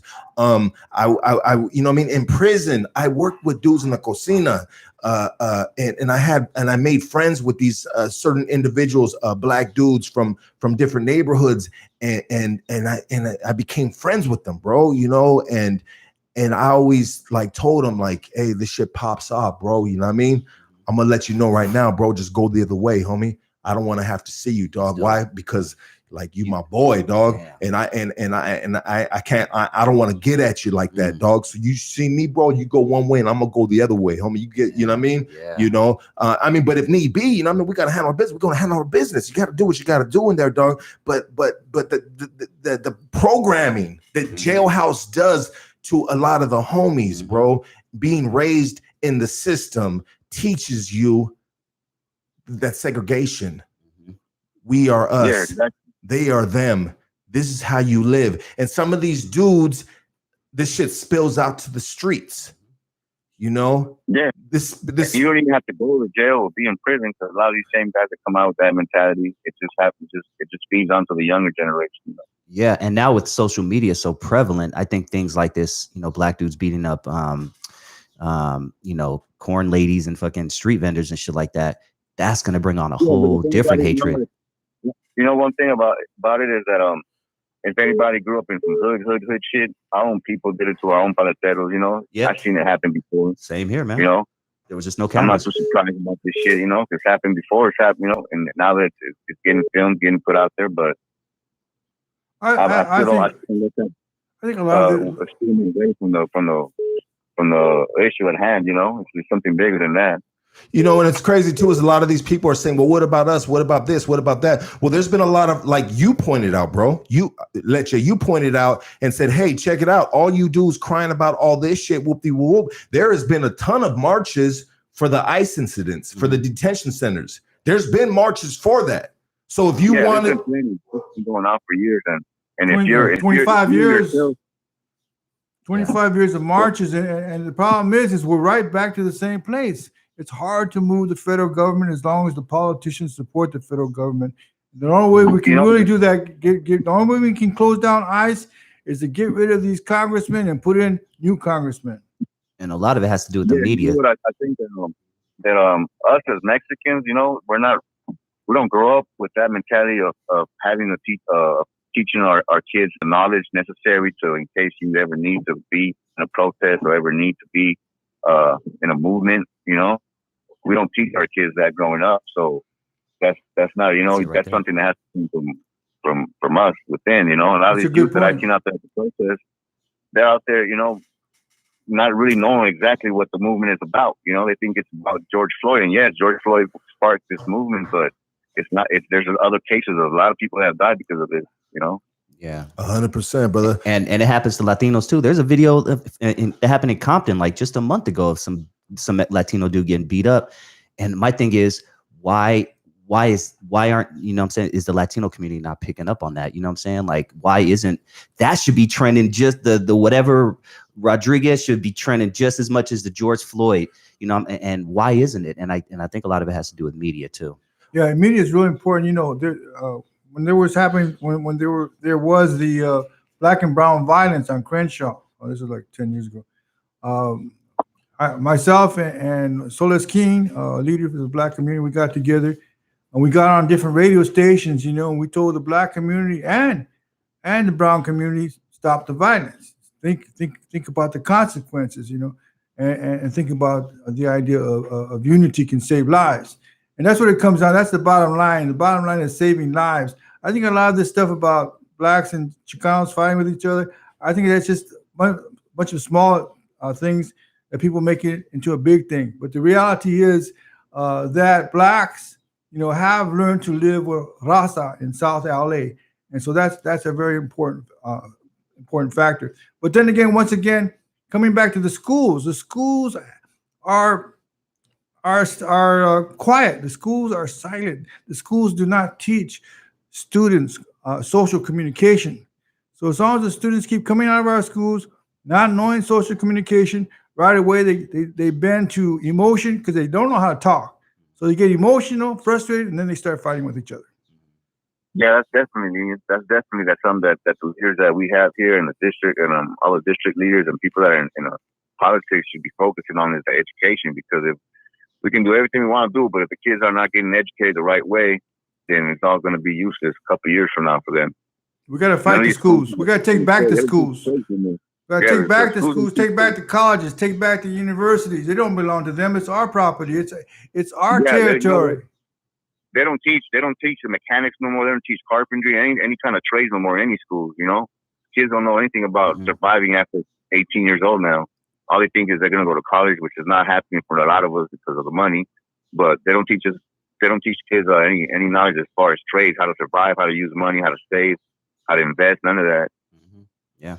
That's something that the leaders should be focusing on and teaching them. That should be mandatory in schools. And I'm gonna go a step further and say that's what we as parents need to teach our kids. You know exactly. I could have been a part, you know, but what about the other people that don't think like we do? You know, like, or they can't, or they're too busy, or whatever it is. Every kid should have at least an opportunity to learn. Yep. Yeah, 100%, brother. Hey, so how do you? I mean, right now we are in. I mean, we're in a good time right now, and we need to just keep pushing this agenda. Like everybody, like we can't just let it go away. Fucking 2 weeks, 3 weeks from now, we got to keep it moving, because right now it seems like the mayor, the governor, like a lot of people are on this shit right now. What was it? The commissioner for NFL was saying was saying, hey, you know what? Colin Kaepernick was actually right. He wasn't in the wrong. You know what I mean? All of a sudden, right? All of a fucking sudden, like, come on. For the NFL to come out and say it and admit it straight out like that, something happened. So that's exactly what we need to do. We need to just keep the foot in the gas and not let go. They're opening everything up. The bars, the gyms, everything's going to be open. You know, it's going to be a true test of what are people talking about. You know, how long are you willing to protest, and are you going to let this opening up stuff steer us away from the issues that we've been dealing with for the last couple of weeks? Yeah, that's a good point. I hope once everything opens up, the protests don't die down, because there's a bar down the street. Fuck it, let me go to the bar. Yeah, like, you know what I'm saying? We can't just let the youth be out there without, you know, we got to help out the youth. It was mostly youth out there doing the protesting and the rioting and looting as well. But, you know, people from my generation, 40s, 50s, we ain't that old. You know, we should be out there too. 100%. You know, one thing I like about Lecture, that's what I like about Lecture, dog. Homie, like, there's a lot of people, bro, a lot of homies, dog. A lot of Mexicans, RAZA, right? They feel a certain way, but they're scared to speak up on it because of the backlash of what their own are gonna tell them or this and that. But that's not Leche. Leche right here, he feels a certain way. He gonna put that shit out there. If you don't like it, you can fuck off. And that's what I like about you, my G. Thank you for being you, dog. I want to tell you that, dog. Man, that's the best way to be is yourself, you know, and people respect that, and you learn to respect others, and they're looking out for the phone call. And what's up, Lucky? Hey, nice to meet everybody. You too, man. All right. Pleasure. Yeah. Put your Instagram out there real quick so people can give you a follow, my G. Yeah, I want to follow me. My Instagram is I am legend. Instead of a G, it's with a CH. Other than that, you guys have a good day, man, and be safe out there. You too, man. Yes, sir. You too, my boy. Everybody give it up for Leche. All right, my G. It's getting deep, baby. I love it. Yeah, no, you know what I mean? It's good, man. I mean, it's just not us right here, bro. Let's hear what other people have to say, bro. You know, fucking this podcast is a community, my boy. Yeah. You know what I mean? And I think it's a big community, bro, you know, and without the voices of everybody, I mean, like, I don't represent nobody but myself. You know what I mean? You either agree with me or you don't. Like, we all do as individuals, unless you're Dr. David Sanchez, who represents the Brown Berets, you know, a very powerful organization, you know, but never surrender. I think that's what's happening out there. All these protesters, by them forgetting about it, going home and not going back to the front, I think they're kind of like getting kind of sissy, kind of surrendering, and we should never surrender because this system is so big and so ugly. You know, I mean, it's a system of terrorists. And not only do we terrorize, the system terrorizes people in the United States, but they also terrorize people around the world. So it's this mentality that actually comes from Europe. In Europe, they've been killing each other for the last 300 years. And then these wars like World War I, World War II, that's because they've been killing each other for 300 years. And then we go over there and get involved in their entanglements. Because a lot of this mentality comes from the Pilgrims, kill the Indians, this mentality of murder, this mentality of genocide, destroy the little guy, destroy the poor guy. We're better than them. Let's get rid of them. And so that's why it's important to understand that the mentality that they think they're better than everybody else, so that gives them the right to knock everybody down. And we're saying, yeah, hasta, no more. We're not taking it no more. Yes, sir. Yeah, we ain't taking this shit no more. You know what I mean? We've been taking this shit for a fucking lot of years, and we are now in a position to fight back, due to, I'm sorry to say it, but due to people that lost their lives over it, man. It's unfortunate, but I mean, sometimes to take a leap forward, we have to maybe put somebody in the dirt, and say our blessings, say our prayers, you know what I mean? And I want to say this right now, my blessings to the whole George Floyd family, you know what I mean? That was fucking, the kids. It's fucking horrible, man. And here's the cold part, dog, is not to cut you off, but his kids are growing up in the information era. So there's always going to be videos floating around of their father dying on camera. Think about the fucking kids, homie, 10 years from now. What did he say, bro, when he was on there? He was calling out for his mom. Like, I literally couldn't watch the video, dog. I watched maybe 10 seconds of the video, so I can't even give a clear judgment. I've seen the photo 1,000 times, and it's etched in my head like the Twin Towers, like the plane going into the Twin Towers. I'll just never forget it. He said, you motherfuckers gonna kill me. Man, yeah. You know what I mean? And he yelled out for his mom. Yeah, bro. that's the cold. I mean, you a grown man. Mm-hmm. And you're in a position that you're on the floor. You're telling this dude that's supposed to protect you, hey, you're gonna kill me. Mm-hmm. And this man is yelling out for his fucking mom, dude. Well, a grown man yelling out for his mom. So in his head, bro, that he said he really, when he said, hey, you gonna kill me, he really felt like he knew it. This dude's gonna fucking kill me. Yep. He yelled out for his fucking mom, bro. Yeah. You know what I mean? And that shit right there, bro, gives me goosebumps on my arms, bro. Man. Because the problem is, there was nobody there to save him. I'm sure if the Brown Berets were there, we could have done something. But what I'm trying to say is, RAZA, and many people throughout the United States are dying every day from overdoses. Nobody tried to save them. Thousands and thousands, 35,000 people murdered every year in the United States, blacks, RAZA, whites. Yeah, 35,000 every year murdered. Violence. Nobody tried to save them. And so that's why it's your obligation. It's everybody's obligation to try to save this society, from the oppression, and be there to save society from the oppression. Do not allow it to go on. Yeah, man. I mean, it's I believe right now that it is seriously, righteously, this shit is in our hands right now. It is. I mean, what do you We've never had this much power. We've never had this much power. We have an NFL commissioner. Now, check it out right now. You check it out. There's good cops, there's bad cops. Of course. All right. This isn't like, check it out. I've said this in the past, bro. Like, I'm not gonna put a target on my back because of this fucking podcast, because of my kids. If I was by myself and I'd have these little ones to worry about, I would have a different approach. Mm-hmm. But everything that comes out my mouth, I always think about my kids. Mm-hmm. I have a record. I need to watch what I say. All agencies are watching this podcast, 100%. You know what I mean? And I know that. Why? Because I have correctional officers that fucking DM me and said, hey, you know what? I like that George Lopez episode or George Perez episode or some shit, right? They give shout outs, they like the shooter stuff, and this and that. But I'm just saying, like, I know they're watching. So I don't want to put the wrong message. I need to be responsible with the words that come out of my mouth. Yeah. Go ahead. Yeah. Dr. David Sanchez is going to take a pee break, everybody. Watch that right there. That's what I worry about. Don't. That's a great point, dog. Because I have a son myself. He's 21 years old, and I even though he's not a kid anymore, I still look at it the same way, man. I was a lot more opinionated on my show, and I stopped doing that about a year ago just because of everything that's going on right now. And once again, I didn't want to put a target on my back, dog. So I kind of switched to the interview thing. I mean, yeah, you gotta really. I mean, us as doing this podcast stuff, you know what I mean? You know, we gotta be responsible with the content we put out there. But I'm just saying, in regards to the cops that are not performing to their job in a responsible way, they're not doing their job. They're making up their own rules. Like, that's just, I think that's gonna end now. Yeah. I mean, and a lot of these cops right now are on their fucking toes because the world is looking at you with the badge on your chest. You have this power right now. No, you're not God.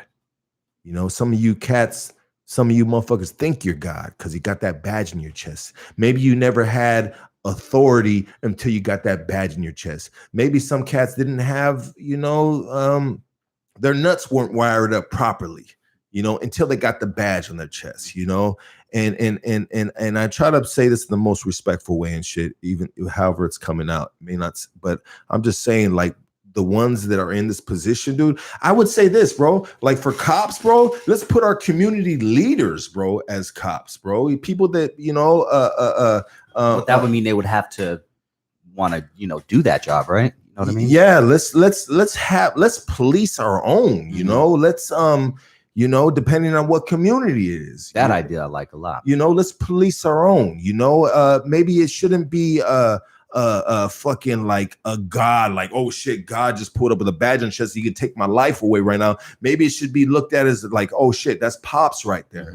Father figure, not father figure, but so to speak, you know what I mean? Maybe someone that a mentor. You know what I mean? Maybe some of these cops should have mentorships in the neighborhoods where they build relationships with these kids and they understand where the fuck they're coming from. They understand their fucking everyday struggles. They understand their background. They understand parents like me. You know what I mean? Because a cop might pull over my son and be like, why is he fucked up? Why is he fucked up? Oh, I'm his dad. I wasn't around for X amount of years because I was caught up in the system. I was lost in the system. I was lost in the streets. You know, I mean, that's the number one problem in our community. That's the number one thing we could fix that can make things better is if we did stay in our kids' lives more. I mean, I don't know the statistics in the Latino community, but in the Black community, it's something like 7 out of 10 kids are growing up right now with no father figure. So that has an effect. Now that he's stepping out, maybe we can take a quick smoke break. No, go ahead and smoke, bro. Right. We're good. We're good, dog. I mean, just light it up right now. Okay. You good, dog? Yeah, don't worry about it, dog. Yeah, I think we need to stick around more and be that father figure, especially if you have daughters, dog. You can have daughters. You don't want your daughter looking for a daddy. You know what I'm saying? You want to be, you know, the daddy. I'm borrow your lighter. Yeah, for sure. Sorry. But you know what I mean? But what about the daughters that don't have daddies? You know what I mean? I'm just saying though, like, you know, it just needs to be you know, they were showing videos. Let's talk about some of the shit. TMZ released a video of there was police officers marching. I don't know what state it was. They were marching. A 75-year-old man got in the way of them, and the first instinct this cop thought he can do is, hey, we're marching. I'm gonna fucking push this dude away. The 75-year-old man fell down, hit his head, started bleeding out his fucking ear, dude. You know what I mean? I mean, like, bro, like, what was going on in this dude's head? Like, that he felt it was okay to do that. It was okay to do that, bro. Like me as a regular person doesn't think it's okay to push a 75-year-old dude out of the way, you know, wheelchair. Well, yeah, regardless of who is yelling at you to like, hey, this is what we're doing. We're marching. You know what I mean? Like, what the fuck, bro? Those are the people they hire. They hire people who have violent tendencies. They hire people who've killed in Iraq, people who've killed people in Afghanistan, and they hire those to become cops. So they figure it's okay. They did it in Afghanistan. They killed in Iraq. It's okay to kill in the United States. And they're protected. They're protected by the police unions. Yeah, the blue coat. And once again, they have a license to kill. And I tell people, do not resist arrest. No matter what, do not resist arrest because they will kill you. Please listen to that, everybody out there. Stop resisting arrest. Stop saying that, oh, let me pull up my phone. Oh, you don't have the right to do this to me. Just fucking put your hands. I know you may not feel less of a man, but dude, just get out of that situation. You could cuss the cop out as you're driving off. Fuck that motherfucker, blah, blah, blah. But don't do it right there, because you don't know what this fucking cop is capable of. I'm more afraid of, I'll use the word afraid. I'm more afraid of police than I am of any gang member in this world. Like, you know what I'm saying? I could... cops. It shouldn't be like that. I know. There's supposed to be a service. There's supposed to be a service for us to protect us. There's supposed to be a service to help the people. They're paid by our tax dollars. Our money is paying those police. They have no right to stomp on the people. Yep. They have, and then the use of the firearm, police, the Brown Berets, for example, we demand, the Brown Beret National Party, we demand that all policemen take psychological tests so that they will not use the firearm. Yeah. And I don't know if, because when they shoot, they're trained to shoot to kill. I don't know if that's, I don't know. I'm not a psychologist, but I don't think that's what it should be. They dumped it. They emptied the gun out on Yeah. Not just one bullet. They emptied all 15 shots. Shoot to kill. And I don't know if that's the right approach. They're animals. Yeah. Or apes. I think they're below human because they act ape-like. And something happened in their life that made them think they're Superman, or made them think that they could destroy people. And maybe they really do have a psychological complex. Maybe they really do have a psychological problem with dealing with people, and they shouldn't be policemen. See, me, I've been approached by the police several times in my life, and I can honestly keep it 100 and say that 8 out of the 10 police I had a regular, decent experience with. Nothing was, no issues. No, I drove off and everything was fine. But there was that 2 out of 10, you know what I'm saying, that made the other ones, the good ones, look bad. I'm gonna keep it real. I don't think all cops are bad. The whole system is bad. The laws. System is fucked. We cannot live with white man's laws. The system is fucked. We're still living on 1800 laws, straight up. Going back to what you were talking about earlier. 9-0. Yeah, no doubt. We are, bro. Something needs to change the system. The only way that could change is if more people like us, I'm too old for this shit, protest, or join the system. You know what I'm saying? Become cops, become attorneys, become part of the judicial system. Because if it's ran by white people and it's full of 90% white people, there's no way for us to survive. There's no way. So teach your kids to grow up to want to be a lawyer. Teach your kids to grow up to want to be if you want them to be a police officer. I would never want my son to be a police officer, just because it's a hard job. But there's a fine line, a differential. Telling people to be successful, okay, let them be successful, but let them stay brown. Let them stay black. But the problem is with a lot of black people, they want to be white. A lot of the brown people, they get successful and they want to be white. Everybody wants to be white because white is the success according to the training and the programming by our schools. Mm-hmm. No, people need to stick to their heritage. Even in the half breeds. If you're black and brown, you should lean to one side or lean to the other side, lean to both sides. The thing is that if you're white and Mexican, lean to the Mexican side. Stick to your raza. Back up your raza, back up your people, because identity is gold. The black identity is gold. Brown identity is gold. Chicano identity is gold. That is the glue of unity. Yes, sir. Hey, the homie Leche said each cop should have to be locked up for a month before graduating. I like that. What do you think of that? Go fuck them up. The problem I have with the cops. The problem I have with the cops is that they're all snitches. Technically, or they don't snitch, which is the problem, right? Or they don't say anything. No, I'm talking about snitching on the people. Oh, okay, gotcha. They're oh.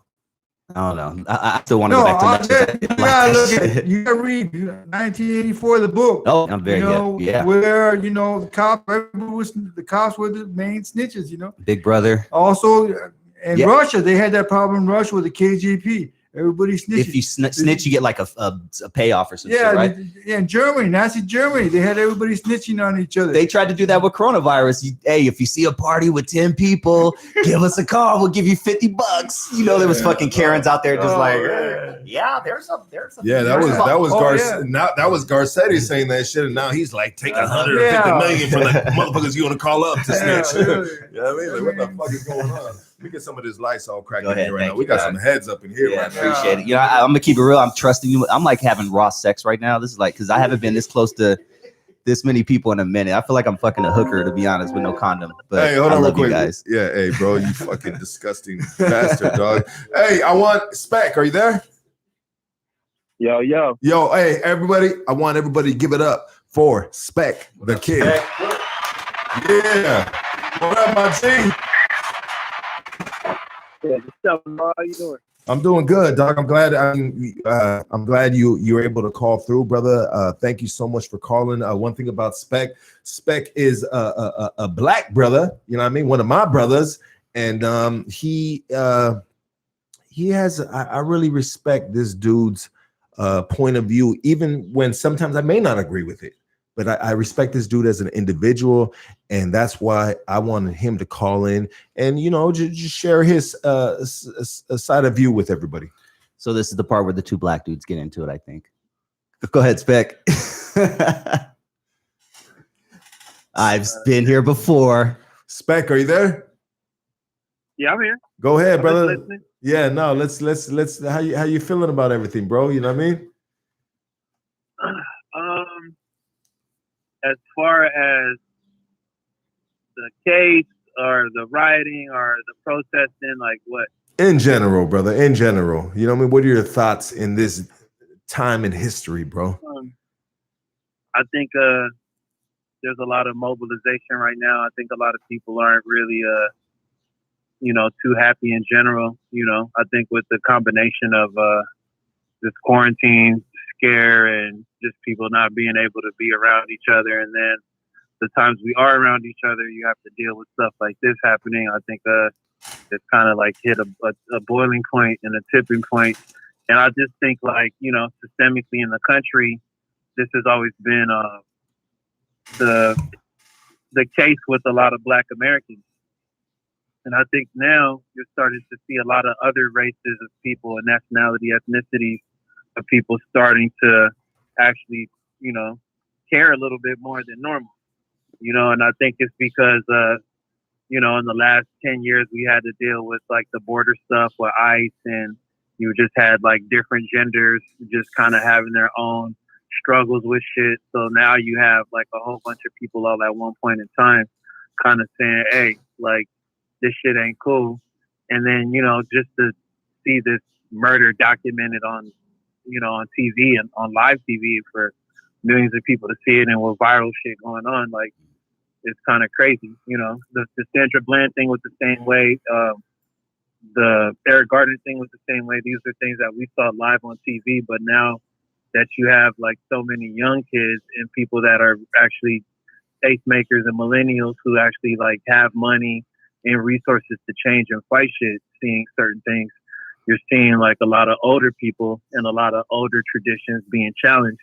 And I think that's why we have, you know, like a lot of police right now, even brutalizing people on the street, because there's just going by the old rule and the old laws and shit like that, you know? And even with ethnicities right now kind of going at each other, I think the thing is, I think a lot of ethnicities don't really like pay attention historically to how the country was built.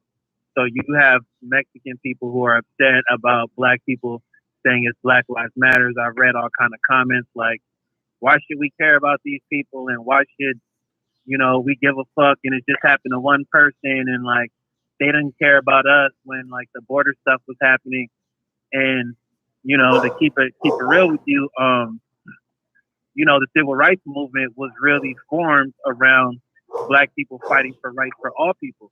Now it's crazy how people talk about equal rights, but Black people just wanted civil rights. They just wanted to be, just to have respect. It wasn't even about equal rights at that point. You know what I'm saying? So like, I think a lot of times a lot of cultures forget how many years that black people were kind of like the test dummy for every other ethnicity. Well, let's test drugs in this black community to see how it works in the Mexican community. Let's test crime on black cultures to see how it works. But that's because Europeans have always had a connection with slavery and with treating black people a certain way in this country. So when, you know, the country kind of moved out west and it was more Mexicans and natives, the rules were changed for that. And because there aren't that many black people on the West Coast, you have kind of those sort of issues now where you have people that are natives here, Mexicans, Chicanos, Latinos, that are like, yo, like, that's not us. This shit happens to us all the time. Like, fuck what they talking about. And it can't really be that because the same rules that they're putting on us affect y'all. And if, you know what I'm saying, it affects Asians, it affects gays, it affects anybody that's basically not viewed as an equal to white society. So, you know, the in-house fighting is like kind of stupid, but I think that boils down to just people not really being educated on the history of racism, on the history of their own cultures, on colonialism, on, you know, how religion plays a part. Like, Mexicans weren't Catholic, you know what I'm saying? Black people weren't Christians, you know what I'm saying? So, like, I think a lot of, like, his story, like, plays a part on our history. And, you know, that's just kind of some of my thoughts on it. I've been seeing a lot of people actually step up and have tough conversations with their family, you know, tough conversation with their friends, like challenging their friends to do more in this time, challenging their cultures and traditions and not to hold on to some of the same things. You know, even me challenging a lot of my homies and partners, like, yo, like, this happened to us. Like, why ain't everybody else jumping on the card? Why ain't everybody else supporting us? It's like, yo, like, a lot of people don't understand us because we're us. We haven't educated people on our story either. We don't really have a history here where people can go and document it like other cultures and other traditions. So, you know, there's a separation of that. And as long as people don't understand, as long as we don't have these conversations with someone like you from your background, calling someone like me from my background and saying, hey, this is my bro right here. Even though we don't agree sometimes about certain shit, we respect each other. I'm open to listen. I'm open to respect. I'm open to understand. Ain't shit gonna change. You're always gonna be motherfuckers that they feel a certain way because they were taught a certain way by their family. My family said don't like black people, so they just don't. They don't have a real reason. They bunk Tupac. They love the Lakers. They love the Dodgers. The Ritter Sport touchdown, it's all good. Yeah. But they hate black motherfuckers. Yeah, but I'm still a black motherfucker. I'm still a nigger. I'm still a mayate. I'm still a teron. Like, I'm still whatever slur from any ethnicity that I am. You know what I'm saying? And then when I hear other cultures saying, but black people are racist too, hell yeah. And I'm the first person to step up and say, yo, that's just not straight. It's a different thing for us to actually, like, use racism as a tool because we come from being used as fucking animals. You know what I mean? And then, you know, there's just a lot of conversations going on. I see a lot of my Mexican friends saying, yo, the black folks weren't there when ICE was around. If you do your research, Black Lives Movement were like the primary movement for the ICE border protest because we couldn't have the Latinos or Chicanos or Hispanic people go because they were scared to get fucking arrested or scared to get detained. Yeah. So there had to be some kind of people there to support the movement, and we understood that. And if people kind of look into history, Martin Luther King and Cesar Chavez were very close friends. And a lot of their policies that they used for migration and support for the migrant workers or support for people in the South were a lot of the same ideologies. So we use the same fights to get the same kind of treatments. But motherfuckers will say names like, yeah, I'm down for this and I'm down for this, but you don't know the history of what you're down for. If you don't know the history of what you're down for, then you're using these names in vain and you're using these people with disrespect. Like, you're killing somebody else's race over a name that, like, actually, like, was hand in hand with another culture. You know what I mean? Yeah, you know, bro. And for me, like, I was in college. I went to, like, after I was, like, kind of in my jailhouse fucking mode and getting in trouble and shit, I kind of changed my route up a little bit. I went to school. I joined Mecha so I could learn more about other cultures. I could learn more about fucking Mexico, it being a big part of, like, Western history here, Central and Southern American history as well. Like, you know, like, I actually took the time to do research and learn about other cultures that were different than mine. because I think that that's the most important way for you to have conversations with people. Ain't no one going to respect me if I don't know what the fuck I'm talking about, you know? But people give you respect too. Yes, sir, dog. Hey, bro, that's well fucking said, my G. And I didn't expect nothing less from you, my boy. Thank you, bro. Thank you, dog, for sharing that with us. Up top, bro. Yeah, that's that right there, my G. I mean, Spec, I think we're in a good time in history, and we gotta keep this going, bro. You know, we gotta keep it moving. And what's crazy about it is everybody's on board right now, but individuals like Dr. David Sanchez right here, founder of the Brown Berets, he has been doing this shit all his fucking life, you know? And so how do you feel now, bro, that everybody's... Well, it's a life study, you know. When I say everybody should have a life study, everybody, something that you study for your life, that will make you more technical and more aware of what's going on. That will help you understand, explain things that are happening around you. And for example, I first got involved when my black teacher in the 5th grade, Mr. Moore, told me that this California, that the Southwest used to be part of Mexico. When he told me that, Mr. Moore told me that in 5th grade, that this used to be Mexico, I wanted to know what was going on. You know, rabbit hole. And what was going on is this land was stolen from the Mexicans, from the Chicanos, from the poor people, and ever since then, ever since 1848, the Mexican-American War, ever since then, there's been occupation for armies that have been controlling the people and putting the people down, hanging people, putting people in jail, putting people in prison, killing people, hanging people. And so genocide, homicide goes on and on. The thing is you have to understand that in the Southwest, this is the Southwest.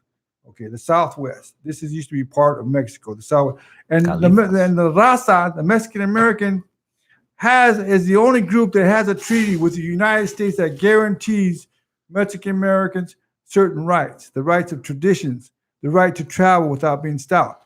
We have rights, but they have violated those rights. And if they continue to violate the Treaty of Guadalupe Hidalgo, because the Treaty of Guadalupe Hidalgo is what made the Southwest part of America. If they keep violating that treaty, people are going to start saying, okay, the treaty is violated. The Southwest is no longer part of the United States. It's not part of Mexico, or it's part of the Chicano land. So it's very important to understand laws. The laws are messing up the people so bad. For example, the injunctions against the gangs. One gang member talks to another gang member on the bus, sharing hello, goodbye. They can be put in jail. I mean, that's a denial of the right of assembly. I tell gang members, just join the Democratic Party, and he's in the Democratic Party. Both of you guys are both in the Democratic Party. They're not supposed to harass you. But they continue to harass the RAZA, and we're saying, these laws, I'm telling these laws, the courts and the DA, we were talking about that earlier, how the DAs, trying to make a deal for us and end up locking us up. The prisons, for example, the SHU in, what's the name of that town? Pelican Bay. They got all the RAZA and blacks, poor people, all locked up in cages. They got to be there all day. They only they can only get out of the cage a half hour a day. I mean, this is torture. The system is torturing the people with these laws. And so now it's time for the people to rise up and protest against these laws, because these laws are torturing our people. They're ruining lives. They're killing people. They're taking kids away. And as a result of it, also drugs, are destroying the RAZA. I just got a note here. Okay, drugs that's another. Okay, drugs. A lot of the drugs is self-denial. Self-destruction. But that's what they're putting in our heads: self-destruction. They want the RAZA to overdose. They want the blacks to overdose. And so that's one of the other big problems. The laws that they use for years and years. You have a marijuana cigarette, they give you 5 years in prison sometimes. So all these laws have been geared to destroy and oppress the little people. So now it's time we need to inform our people and tell our people that we need to, with that civil right. We have civil rights and we have laws that protect us, but we have to make those laws be applied.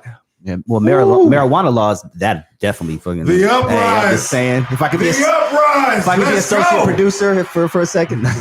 No, but a lot of the marijuana laws, you definitely know this.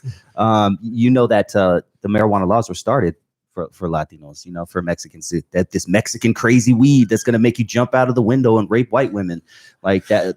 The propaganda, all that was based around marijuana. All these weed laws that were just up until just, you know, maybe 10 years ago, it was started because of Latinos coming in and taking jobs from white people.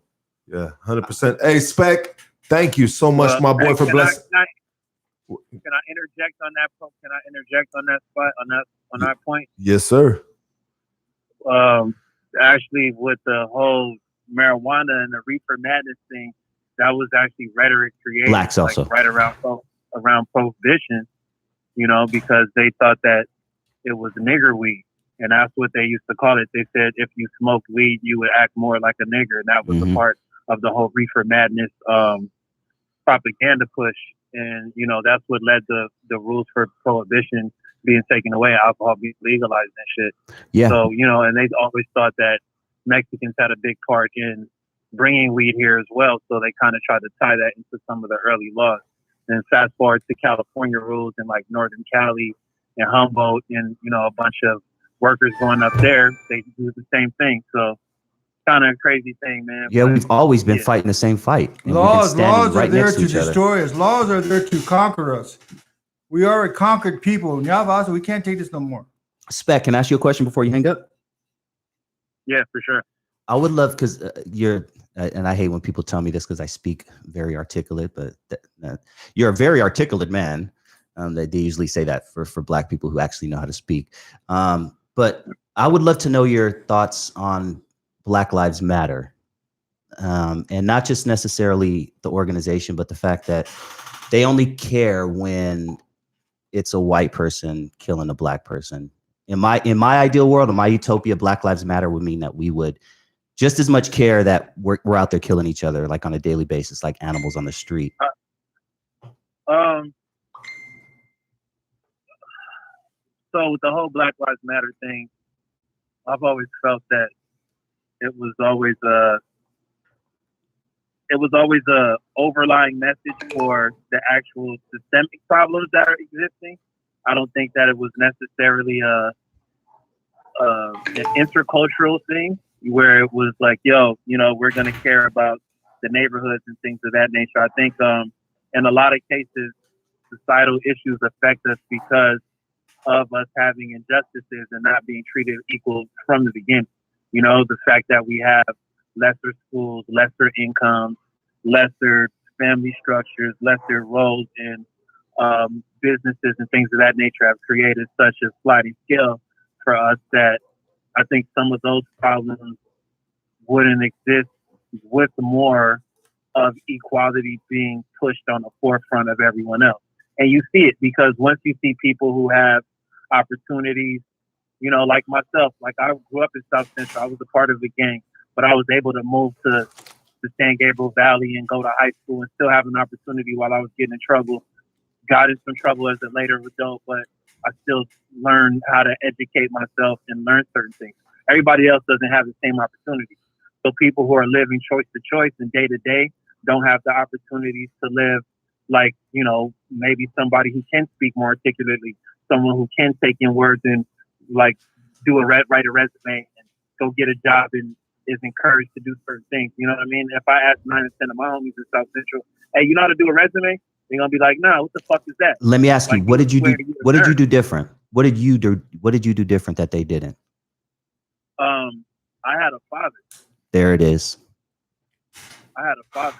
He has a father. Like I wasn't raised by my mom. Like I had a stepmom, but my mom she was on drugs. She was abusing drugs, and I was in a whole lot of shit before I moved here. So I didn't have the ideal situation, but I had somebody who was a backbone and showed me strength and showed me how to be a man at a young age and also to take accountability. So I realized even if I was in the streets and getting in trouble, it was my own responsibility to get out of it. You know what I'm saying? And I think a lot of times, like, because we have so many single mothers who don't know how to treat our men like men, and then we have a lot of homies treating each other like men and calling it tough love and saying, I got love for you, dog. I don't love you. Like, there's a lot of, like, politics that come into men loving men. You know what I mean? It's almost gay if you tell your homeboy, yo, I love you, dog. oh man, fuck that. I got love for you, homie. It's like, man, fuck that. Like, I love you, motherfucker. If we don't practice those type of things in our neighborhood, in our community amongst men, then we're always going to have the same issues systemically, because we're always going to have young boys who are looking for easy outs, not looking to take accountability. Do you have a slow clap on that? No, a slow clap. Do you have like a where the guy goes? I'm watching a YouTube feed as I'm talking to y'all, and I'm like, yo, like I'm seeing different ages and different colors and different backgrounds all have a different perspective about this shit. And it's love and it's life and it's real, it's real support. I see you over there, Hector, Music and Money Productions. It's love, bro. I know that guy since 7th grade. That's one of my oldest friends, a Mexican dude from South Central LA. Play basketball every day. We're in the same classes. We used to write fucking lyrics and sharing back and forth. Like, I've always been a part of loving all of my friends and all my community. So I think it's important to like speak up on that shit. I'm not down for the politics and I'm not down with the racism. So I will call somebody out if I see they move in a certain way.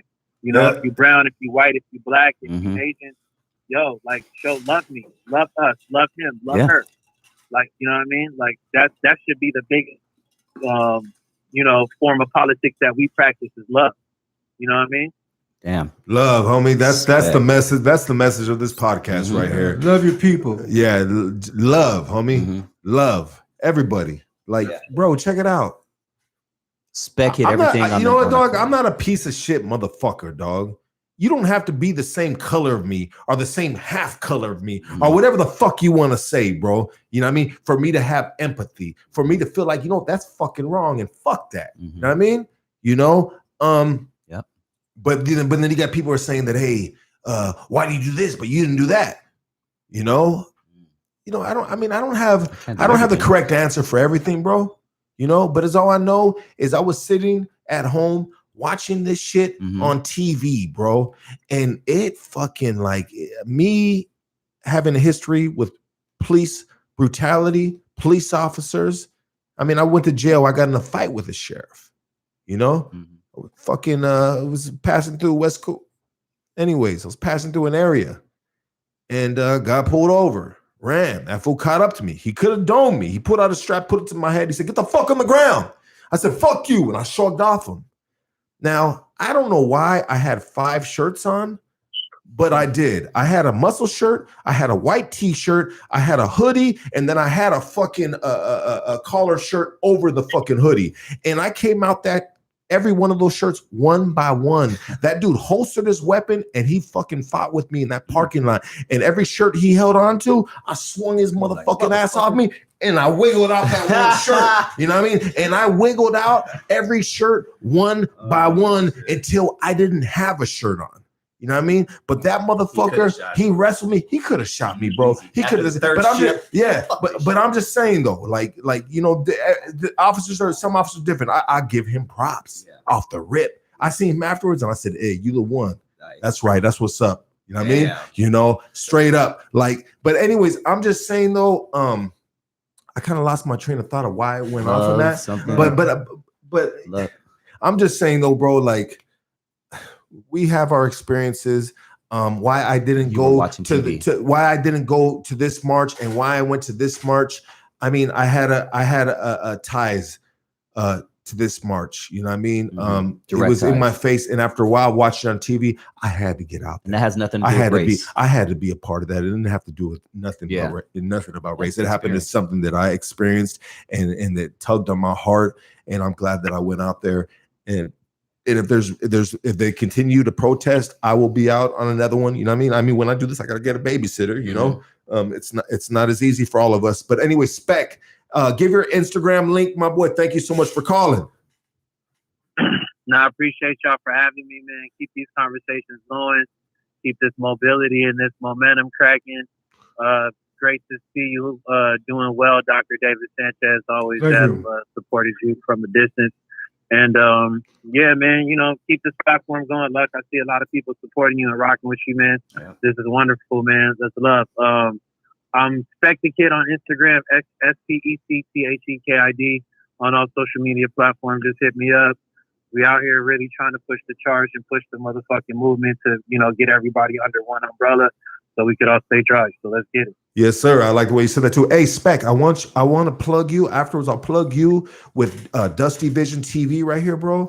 I actually just started following him like 2 days ago. You mentioned his name briefly over the phone. You said, my boy Spec's coming in. I was like, oh, Spec, who's that? So I went to your friend. I do my homework. I went to your friends and I looked up Spec and I said, oh, it's probably him. So I already I added you like a couple days ago, Dusty Vision TV. Yeah, and I want you Yeah, to I connect. followed you as well. Perfect. Let me just real quick.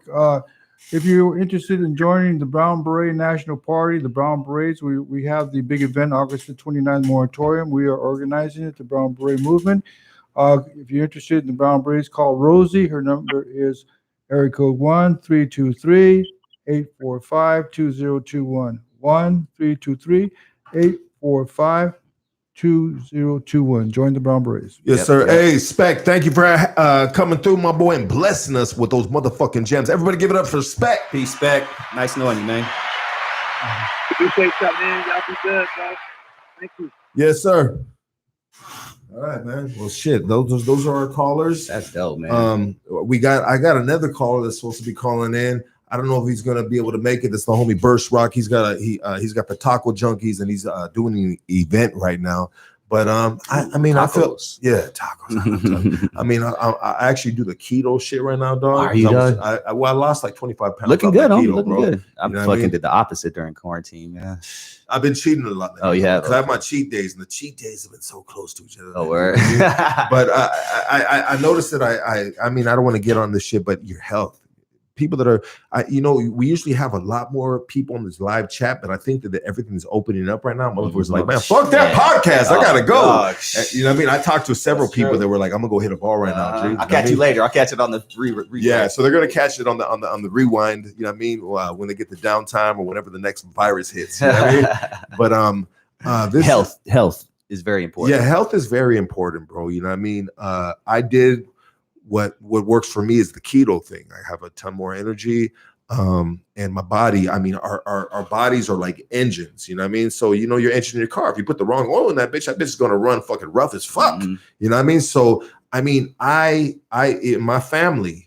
And my friends, like my people that are just like they can't stop eating, they live unhealthy lives and shit. And I don't mean to be a hypocrite because I'm over here smoking this and that or whatever the fuck, you know what I mean? And I'm not perfect, you know what I mean? But as much as we can, we gotta take care of our fucking body, So sure. Yeah, that leads to a lot of shit, man. Yeah, a lot of people do not realize that long-term medication. You're taking medication for 10 or 20 years that will destroy your kidney. It can destroy your liver.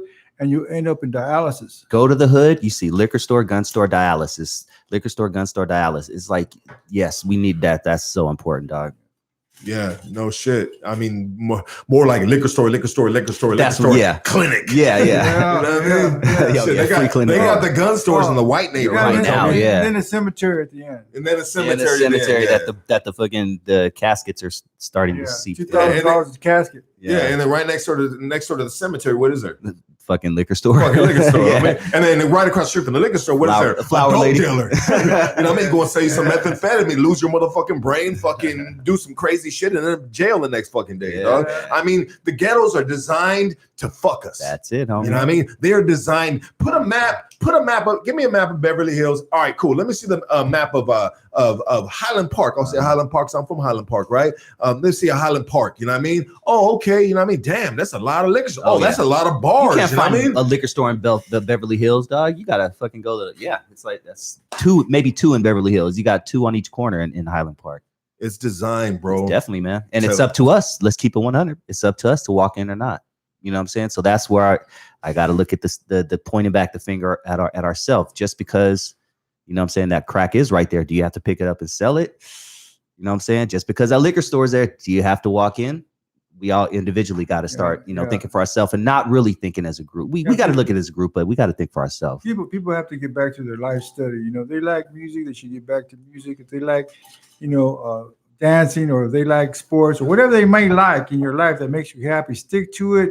Spend some time with it, and you don't need to be getting all tore up all the time and using drugs and alcohol all the time. You need to stick to your life study. That's important. Yeah, 100%. Fridays through Sundays, drugs, kids. I mean, so David, Dr. David Sanchez, what do you want to tell the little homies that are watching right now? You know what I mean, the little bros that are watching, And what message would you tell them off the top of your head about the protests and the time we're living in right now? What would be your advice to them? I would say to participate in organizations like the Brown Berets, to participate to secure your future. Because if you don't secure your future by social action today, tomorrow you will not have a job. Tomorrow the system will channel you into the prison system. If you don't do action today, you know, the pressure of life and poverty and being poor will make you go crazy. And that's what they're trying to do. They're trying to make us go crazy. You know how many people have gone crazy already, but we cannot allow that. We must be stronger than that. We must be strong and hold our guns and not allow, you know, the system to crush us, not allow the system to make us hate people, not allow the system to make us into alcoholics. We have to be strong. And once again, you need to be active. Everybody needs to be active. They need to put a sign on your window, unity. That's what we need, unity. And also understand that if you do not secure your future, you will not have a future. That's what actions needed. Woo. Yeah, real shit. Before, I'll get listen. I got it. He's on it. He's on it. He's got me on point. I gotta fuck with this dude more. I like his vibe right now, dog. You know what I mean? I might just switch it over to his side next time. You know what I mean? But let you focus on the talking. Check it out, bro. I'm gonna tell you this right now. So I didn't get I'm 43 years old. I didn't get my life together until I was about 36, 37. You know, that was basically the last time that I got out the pen. You know, man, I was such a fucking dum-dum for so many fucking years, bro. I didn't get my GED until I was 35, 36, and that was in the penitentiary. Finally, I was like, all right, maybe I should get my GED this time. I got it, you know? But I noticed when we talk about education, you press education big time. When we talk about education, I didn't start educating myself until recently. I've been in school for 4 years, right? And I go to school as an electrician, and they teach a lot of math. I knew adding, subtracting. I mean, division was cool, but the remainder thing kind of fucked me up sometimes. Fractions. I mean, I know what 50% of a dollar is. You know, I mean, I wasn't the sharpest fucking dude. So I went into this school, this apprenticeship, bro, and they taught me trigonometry.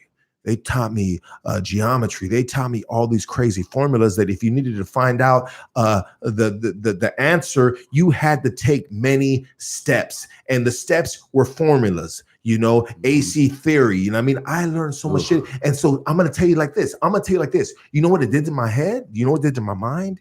It made my brain work. I was like, oh shit. My brain's working now. And they say the brain's like a muscle. You don't work this shit out, you know what I mean? You're gonna be a little skinny motherfucker. You know what I mean? You work that shit out, you know what I mean? You're gonna be little, you know what I mean? Get your yolks on it, you know what I mean? And I think if my brain had a body, it wouldn't be a little skinny motherfucker this day in time that I'm speaking right now. But I'm just saying though, it helped me figure life out. It helped me make better decisions. Knowledge, working my brain, studying, having to pass fucking test. If not, I wasn't going to get an upgrade, which is a raise in my union, you know? So I gotta pass this test. I gotta study. I gotta know these steps to the fucking formulas, you know? And it helped me, not in my trade. Yeah, it helped me in my trade, but it helped me in life. Yeah. And if you're like me, because I didn't get my life together until later on also, and I always feel like I'm playing catch up, man. Always like catch up, you know, where there's 20-year-old people out there right now learning what I'm barely, you know what I'm saying, learning. So I'm like, I got to double it now. I don't even sleep because I'm just filling myself with so much information, you know what I'm saying? Because you're right, dude. When you wait too long in life, you're always going to play catch up, man. Yeah, so go to the community college, you know, take Chicano studies, you know, learn about your history, take different classes, take at least one class every semester at the community college. I mean, they got guitar, they got dance, they got acting. Always take one class, and just to keep your mind going, you know, just to develop your mind. Also, books. There's a few good books you can look for example, at the East LA Library, the Chicano Resource Center. All the Chicano books are at the East LA Library, at the Chicano Resource Center. So you got to read a little bit, study a little bit. Also, YouTube. You can go to YouTube, and there's a lot of videos on Chicano movement, Chicano history. Just continue to study. You have to study. When you stop studying, then you start going backwards. You need to go forward and study. That's true. That's true. Amen to that right there. Hey, does anybody what is this dude showing? Call Marilyn Sanchez Lopez, national recruiter for the Brown. That's the information Brown you just Beret gave out. National Party. Yep. Okay. Yeah, that's information right there. All right, cool. Perfect. So does anybody have any questions that they'd like to ask Dr. David Sanchez or the homie from homie Dusty from Dusty Vision TV? Any questions right now? Go for it, guys. Go ahead and shoot them. I know a lot of people are out there hitting the bars right now. Usually we have plus 100 people on the live chat, but I get it. People are out. They're celebrating right now. As you should, man. Yeah, as you should. As dude. you should, 100%. Yeah, 99% of my people watch it on the replay. No, I have a very small live audience, but dude, you have a dedicated fucking audience. That's one thing I'm noticing. Keep that shit up, man, because you're gonna change the world, homie. Like real talk. You have, I know you have stories, and I like how you incorporate them. You know what I'm saying, into the conversation, and you do it in a humorous way as well. You're going to change a lot of lives. I fucking see that shit already. If you haven't already, you know what I'm saying? Damn, bro. I really appreciate that, bro. Me having this platform as a homie, it's uncharted waters. Mm-hmm. And at times on certain subjects, in regards to politics, it can be a slippery slope. Mm-hmm. You know, because LA, nope, anybody can be touched. Yeah. I can be on this podcast and I can be reckless. And what am I doing? I'll be putting my family in danger along with myself. Everybody can be touched. You know what I mean? So this is uncharted waters, like I said. And I mean, if I can change for the positive, man, fuck yeah, dog. You know what I mean? I want to have this platform so we can have these conversations, bro. Mm-hmm. I mean, you don't have to be a famous person to sit on a table like this and have a conversation and be heard. Yeah. The homies aren't heard. And there's dog, motherfuckers that you meet in the hood, man, and sometimes I've been and done time with them. I'll be like, bro, like, what are you doing in here, dog? Yeah. You are so smart motherfucker, dog. Yeah, I know people. You have a gang of potential to do anything in your life, dog. Yeah. You know what I mean? And right here, we want to just uplift people, and we can have some of them people on, and introduce these guys with tattoos, that people fear on the streets when they at the liquor store, and if they're at the gas station pumping gas late at night, and these dudes roll up. Like, if I saw your ass in fucking at 1 a.m, if I saw you at 1 a.m, I'm fucking going to the other. You know what I'm saying? I'm not a bitch or anything, but I'm just saying the average person, they're gonna look at you, and that's why this is so important, dog. Because they say, wait, this motherfucker has a voice. Wait, he's talking intellectually, he's smart. Wait, what the fuck? But yes, if the average person saw this dude at 1 a.m. At a gas station, let's keep it real. They would either keep driving or they would go. You know what I'm saying? They would be protected. You know I just want to say that thank you, Lucky, for inviting me. I think the theoretical theory in regards to what happened, why was there a social revolution in this country? Why were people rioting across the country? We need to examine those things. And we also need to examine ourselves and examine our own brains and our own heads and move forward for progress for the people. Yeah. Amen, homie. Amen. Just keep doing this, dog. Keep doing this, man, because you right now somebody's watching you who's going in the wrong direction, and they're going to listen to Lucky, and they're going to change them. Hey, check it out. We got the homie Boogie Frantic right here. Boogie Frantic is one of the fucking, he's the Michael Jordan of fucking West Coast pop locking, if you ask me, and that's my opinion. But the homie Boogie Frantic right here, he's one of the best pop lockers in the fucking world. Oh, he was on your show recently. Yeah, right? Straight up, bro. And so Boogie Frantic is asking you, David, does the Brown Berets stay off of mainstream social media? If so, is that for a reason? No, we have our own medias. You can go to Brown Beret, small letters, Brown Beret .us/ small letters, Brown Beret .us/ and you'll find our website. We are on the medias, but we're not all that well broadcasted because we don't have the tools. But there are a lot. Every year we make 2 videos on YouTube. So if you look at Brown Beret National Party Moratorium, and you'll see all of the videos that we have, which can educate you on the issues. So forgive me for my ignorance on this, but is the Brown Berets similar to the Red Berets, but just the Latino? No, it's not. It's totally. It's not, and it's not like the Black Panthers either. Okay. We've never used guns. We've never had to use guns because it's farther than that. The Brown Berets have always used mass demonstrations and occupations and marches and caravans to move our people. It's kind of like a nonviolent. So we're soldiers of peace. Soldiers of peace. Like we're that. nonviolence. We have no problems. Our mission comes first. But when motherfuckers come your way and they got a problem, It's going down. Look, he's silent. Look, he stays silent. He said, Hey, I'm just saying. I mean, you guys can't see it, but fucking Dr. David Sanchez has got a room full of his soldiers in here right now.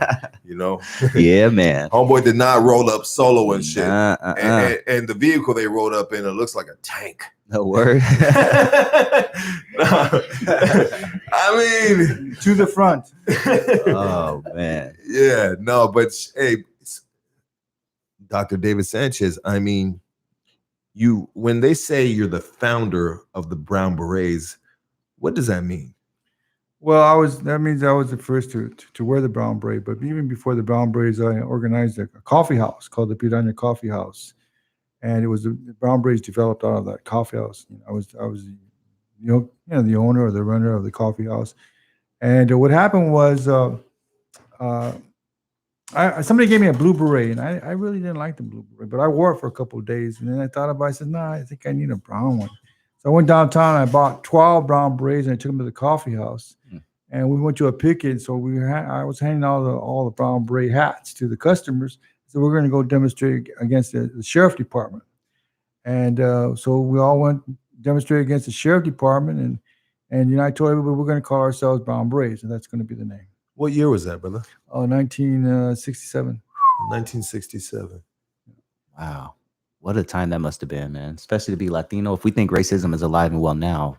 Well, there was a lot of racism. Matter of fact, the reason why we went to go demonstrate at the East LA Sheriff's Station at that time was because they hung Danny Hernandez. He was found hung in the cell, and it was really suspicious. But we know that it was the sheriff that hung him. And so this is, these kinds of things. Plus, all the major events, all the Chicano major events that were organized. Riots, all the. Yeah, we organized all the major events. Mainly mass demonstrations. That's what we were experts in. Well, I mean, how do you feel about, we said that was 1967. So from 1967 to 2020, I mean, what would you say sticks out to you of being the difference? I don't think there is any difference. Racism is on the rise. Has anything changed since then? Things did change for a while there, especially in the 70s and the 80s and the 90s. The colleges had opened up. People were getting jobs before the federal, the state, and local governments would not hire RAZA. And so we opened the doors we helped millions of people get jobs and millions of people to get their education. That's what the Brown Berets did. Things have changed. But in regards to racism, well, the racism is things have not changed because what has happened is our population is very, very big. I mean, we're like 1 out of 7 in the country right now. That's a force. We are a force to contend with. But we're not organized. We are a force, but we don't have the power, and that's why it's important to organize the Brown Berets for empowerment of the people. So you think that racism is for Latinos specifically is just alive and well as it was in 1967? Yeah, it's not just racism. We are conquered. We are a conquered people. We've been conquered by the white man for so many years, ever since the Mexican-American War in 1848. They've been hanging us and abusing us, genocide, homicide, everything else. And we're saying that, it's time. We got the numbers. We got, in the United States, let me tell you right now, in the state of California, there are something like 5 million students who are Mexican Americans. And that's power. That's a territory. But the thing is, if we do not educate those people are going to be used against us. For example, half the policemen in all the departments are RAZA, but the system is using all those brown cops against us. We cannot allow another generation cannot allow the system to turn our people around against us. We must get our people to fight against the system, so the system does not turn against us, but so that the system will turn for us, and to create our own system that will turn for us. Yeah. No shit. Hey, you got a question right here from Boogie Frantic. Are you looking, he's asking you, brother, are you looking to put together another mass demonstration? There are a lot of protests at these times, but seems only certain states and cities have leadership. It's very complicated. Small towns, it's very hard for small towns to get organized because they don't have the numbers. But first of all, East LA is a key factor. East LA created the movement. East LA is the capital of the Chicano movement. And so that's why it's very important to organize East LA and Los Angeles County and Southern California, all the RAZAs in Southern California. I used to work for Lowrider Magazine, and I can tell you right now, I think about 5 out of 6 RAZA live in Southern California. Yeah, it's a lot right there. I mean, what'd you do at Lowrider Magazine, bro? Were you a model or something? No, I thought you looked familiar. No, I was a photographer and a journalist. Man, that shit must have been good back then, bro. I banged a Lowrider model, but we'll talk about that next time. This is not the time or place. No, it's not. I mean, and if you tell that story, you might go home and get your ass whooped. Oh, yeah. Wifey is, damn. Is wifey watching? Nah. Yeah. No? She's cool. She'll probably join. Party. It was Lowrider Magazine. I mean, you go out there and everywhere you go, it's just a big party. You just got to follow the party. And now we have the Brown Beret National Party. Nice. I mean, so I want to throw this out there too. Some dude commented on my shit because I was smoking. I was smoking and drinking in the protest and shit. I smoked a blunt and I had some alcoholic beverage. And I'm gonna wait for my kids and shit. You know what I mean? And I'm doing something that's close to my heart, protesting against this police brutality. And I had one dude say that, hey man, what the fuck? You're not taking this serious. What? Because you were smoking? Because I was smoking and I was drinking, bro. You know what I mean? But I felt like, bro, this is a fucking celebration right here, bro. This is a celebration of a man that lost his life because of this. And all these people are out here with one agenda. And this is against the corrupt system. Let's fix this, So, bro, I'm going to go out there and I'm going to enjoy myself. You know what I mean? I'm just kidding. I don't know who it was, bro. You know what I mean? Because there's no faces on this YouTube and shit. Sometimes I wish it was. Because with somebody. Okay, gotcha. Yeah, it was on YouTube and shit. But hey, shout out to Jesse Cortez. He said this interview is going to be a piece of history we won't forget. Yeah, man. This is true. And I say that it's because of fucking Dr. David Sanchez. I have nothing to believe me. I'm chopped liver on this motherfucker. I mean, I'm a fly on the wall right now, bro. You know, I'm like, yeah. You know what I mean? I'm looking at him. Really, we need to review. We need to review what has happened over the last 2 weeks. We need to review that, and we need to make it happen again, or we need to guide the energies of the people to form a more organized unit. What we have out there is we have mobs out there, but a mob is not an organized unit. The Brown Berets are an organized unit.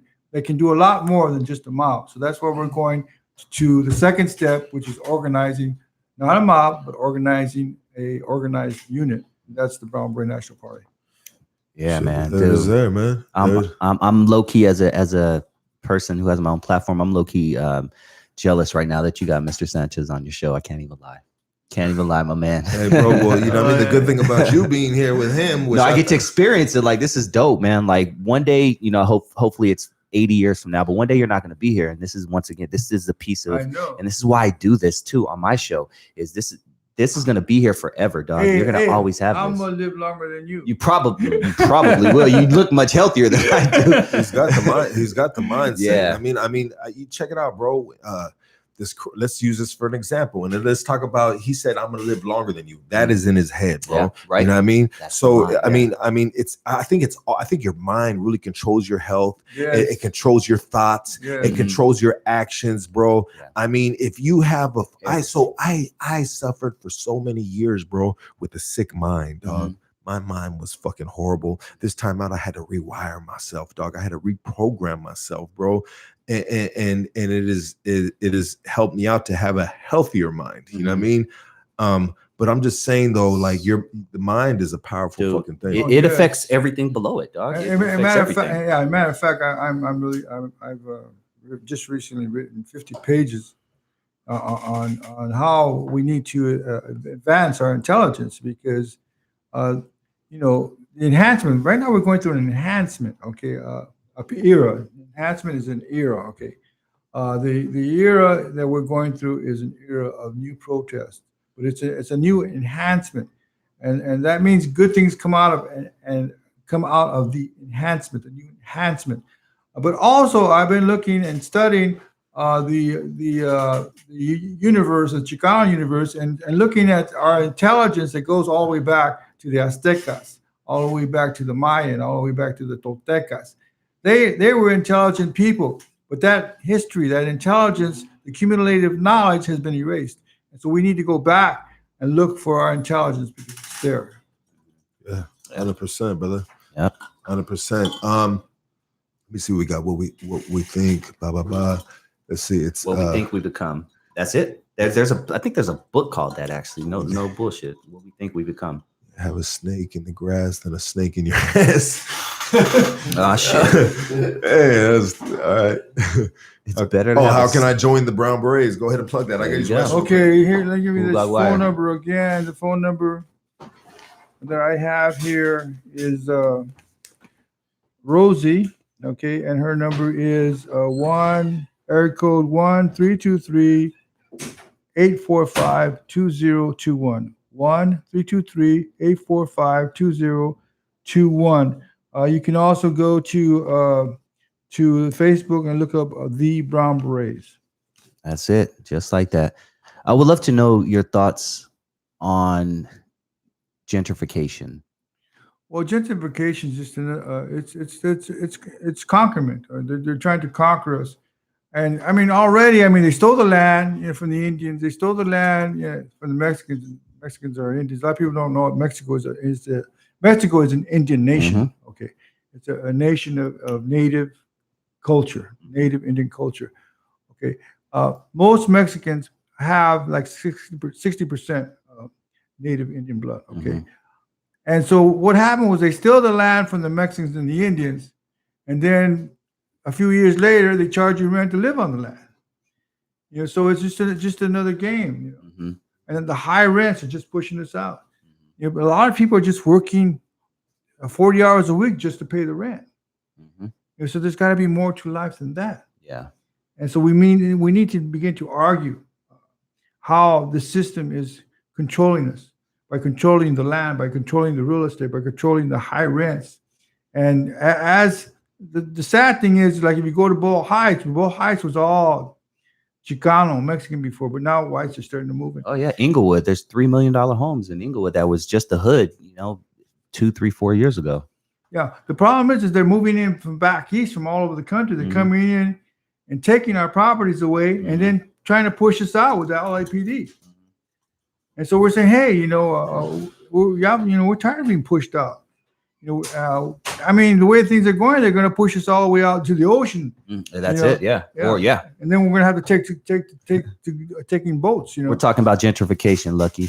I asked him his thoughts on gentrification because I have a certain feeling as well on gentrification. And once again, I like to look inward. I don't mean the N-word. I mean, I like to look inward. I like to look inward and think how we could change things like gentrification. And my thing is, because I know people personally who do this, let's say grandma dies, right? Grandma has a house and, grandma passes away, leaves it to her grandson. Her grandson, ends up, not paying the taxes on it or whatever, simple stuff that he could do to keep the home. But he just wants to get a big lump sum. Oh, cool. I could sell this for 200,000. Boom. Let me do that. Let me sell grandma's house that's been here for 50 years. My mom's lived in it. Her mom's lived in it. My, kids lived in it, blah, blah, blah. But let me get this quick 200,000. I'm going to move out. And then that's when the white people come in, is when we sell our property because we don't keep up with the taxes, or we just want that quick lick. You know what I mean? What do you think we're almost as much as responsible for gentrification? I think it's time that RAZA and other people, and a lot of people are taking over the land. A lot of the homeless people are just taking over the land. It might be just street land on the street, but they're taking over land. And the occupation, the reoccupation of our lands is very important. For example, when we went to Catalina Island, we occupied the Brown Berets. We invaded Catalina Island with the idea that we were going to take land and have some real estate for the people, so the homeless people could have a place to stay, for the RAZA could have a place, a state. But what happened after we took over Catalina Island for 27 days, we started getting sabotaged by fake brown berets, and that's what we don't recognize. Wow. Yeah, we don't recognize. Agent provocateurs. Yeah, agent provocateurs. And we're saying that if there is brown berets out there, they got to follow our rules because they're just out there to mess us up. They're out there to defuse us. If they're not with the momentum that we have created, if they're not with the history that we have created, they're just out to defuse the movement. Yeah. And so we're saying, no, everybody, if you're going to be a brown beret, you got to join the Brown Beret National Party, not do your own thing. And we got little pockets of people that just want a stolen valor, They don't want to act like they were fighting for the RAZA all these years. And a lot of them claim that they were the first brown berets. No way. They just stolen valor. We're saying that we need to get all the brown berets together in one group. That's so important. Damn. A buddy of mine that's very involved with the community of Northeast Los Angeles. Shout out to my boy Mondo Medina. Good dude. I've known him for a lot of years. He's one of the, I'd say one of the main dudes is pushing, trying to get the gentrification out of Northeast Los Angeles, which is hit very, it's been hit very strong, Highland Park. Yeah, Highland Park. It's been just like there's a bar on every fucking block. These white people walking with their latte. Yeah, and the dogs. With the dogs. Right, little Mas Puto dogs. But due to this coronavirus, and a lot of these businesses, they brought them to the neighborhood, and then they being the fact that since the gentrification, it has boosted the value of property, boosted the value of leases and all this other shit that pushed mom and pop shops out. And they did this. They were proud about it. But since this coronavirus, a lot of their businesses have shut down because they couldn't survive the coronavirus. So my boy Mondo Medina is saying that the system is about to correct itself. This gentrification shit is about to correct itself because of the coronavirus. That makes so much sense. I mean, I don't know how, that makes a lot of sense, homie. Because I mean, they're small businesses and this too. is the time, dude, where we need to get in there. We need to, if you have a little bit of money saved up, if you have $100,000 or something, if you get an inheritance or something like that, don't flip that shit. Don't get rims. Don't fucking get, put that shit into business, dog. Put that shit into real estate. Put that shit into stocks. Like, it's so important, or we're gonna keep getting pushed aside, man. If we don't join the. One of the reasons for the high prices of homes is because the government wants more tax money from you. So if you have a house that's worth $200,000, the government will say, your house is not worth $200,000. Your house is worth $300,000. Therefore, you got to pay more taxes. So the government's getting rich. Certain people in the government are getting rich off the people, and this is our main complaint. The government has become the vehicle of racism. The government are the people who are sanctioning the racism. They're sanctioning the injustice. They're sanctioning oppression because they're on the take. All these politicians, you see any politicians come out there and speak for Black Lives Matter? Not one politician come out there and spoke for the poor people. Not one politician came out there to speak on behalf of the protesters and the poor people, because those politicians that are in office right now, they're not worth a dime. And so it's important to understand all these things that are oppressing the people. It's time to understand how the people are being oppressed.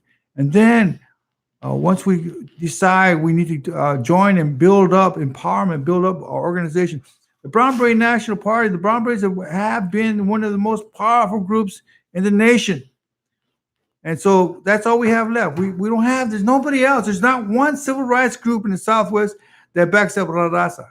Not one civil rights group. And so we're there to back up the RAZA, and we need your help. Yeah, 100%. And you know what? And because the RAZA have always backed the backs, because back in the day, when the slavery was in Mexico, they didn't play that slavery. Oh, you already shit. know. Yeah, you know they didn't play that slavery shit. Yeah. They call these dudes fucking black Mexican citizens. We don't have no slavery around here. Yeah. And the U.S. would send bounty hunters over here. A lot of black people moved down there. Yeah, they would go over there for sanctuary. You know what I mean? They would go over there because they were safe in Mexico, and we need to really, when we're talking about just having knowledge and studying history. I mean, history is the blueprint for the future. It will tell you what to do, and it will tell you what not to do. You know, Bam. and we just keep on doing this stupid shit, and that's all of us, including my fucking self. You know, I mean, we're repeating all the shit that we shouldn't be doing. You know, We know. yeah, and we just need to correct this shit. We just need to get smart, man. Yeah. We need to have these conversations. We need to share information. Yeah. You know, and like Dr. David Sanchez, Dusty Vision TV. I mean, we right here are sharing information with each other. So that's what I love about this podcast. You know what, bro? After this podcast, we've been right here 2 hours and 28 minutes, you know? And me, when I shut this shit down and we say our goodbyes, you know what I mean, and all that, I'm going to walk out of this smarter than what I came into. That's what's up. Why? Because I was with these gentlemen right here that we shared information. Yeah, I love that shit. And that's why it's so important to hang around people or to talk to people who you don't necessarily always 100% agree with, or, you know, on all the issues. Don't just hang around people that you agree with. You're never going to get smarter. You're never going to get more intelligent. Hang around people, or talk to people at least with a different point of view in yours, because you will learn something. You know, when the movement was strong back to the 70s and 80s, there was a social revolution going on across the country. Yet it was the institutions that were supporting the movement at that time. You know, we had programs that supported the movement. We had institutions that supported the movement. The Brown Berets was an institution that supported the movement. And then the Brown Berets, we had our own institutions. The Brown Berets had a free clinic. That was an institution. The Brown Berets had a coffee house. That was an institution. So we need to create these institutions that are going to support us and support the movement. And this is an institution right here where we Correct. support, you know what I mean? We support the Brown Berets. We support the movement. Mm-hmm. We support Dusty Vision. I mean, we support everybody right here. Yeah. Fuck the dumb shit. I mean, you know, bro. And if anybody ever wants to talk about Lucky not doing enough for the movement or whatever, you didn't only just go out there and protest. You know what I'm saying? You fucking dedicated 3 hours of your life, like, to talking about this shit, to trying to build a better future, dog. So I'm gonna go back to my original, statement that kind of started this. I think my folks, Black folks, we really need to pay attention to how much Latinos like Lucky are joining in this fight, dude, because they were right there with us. They're getting their asses beat just like Black people are, man. So that's so important. And once again, when something in the Black community and the Latino community is trending, I need everybody to keep the same energy, man, because the only way we're going to get better is if we join forces. Support each other. Exactly. Support each other. It's all love right here. I mean, Unity. mm-hmm. Unity, man. It's Unity. one of my favorite words. Unity is it's easy to say it, Right. but it's harder to do it. So check it out. With me, you know, sometimes I work better by myself. You know, I'm not the easiest person to deal with. Control freak. Like me, I'm talking to myself. Yeah. I mean, to a certain extent, Mm-hmm. you know, I mean, what's underneath my roof, 100%, I want to be able to control, Yeah. you know, but I'm just saying, like, unity is just, it comes out of a lot of people's mouths, but their actions say different. You know, unity is it's hard. Maybe it's something that we need to work on. Mm-hmm. Yeah, well, You know? you get the idea of brotherhood. That's sisterhood. That's you know, but also in the Chicano community, you got carnalismo. What's that? Carnalismo means like a brotherhood. Oh, you okay. know? And I think we need to go back to that. We need to go back to that brotherhood and that sisterhood, because we don't have that. You know, we get on each other's nerves, and then pretty soon there's conflict. We need to avoid conflict. You know that of the 35,000 people that are murdered in the United States every year by violence, 40% is a result of arguments. Random dumb shit. A girl. Stupid shit, low level drama. I like to call it Dumb low level drama, right? dog. Yeah, man. And it's so easy to walk away from that stuff. People, like, think about how many people would live if they just walked away and they didn't let their machismo or whatever fucking get in the way. There's shit that I walk away to this day as a 40-year-old where 10 years ago would have been on and cracking. But now I'm just like, man, I'm too old for this shit. I just walk away. And that would be my advice to you as a person who has a platform like this, 50 shows in or whatnot. Ignore the bullshit, dog. I got into the bullshit with people, the keyboard warriors, and it literally did nothing but waste my time.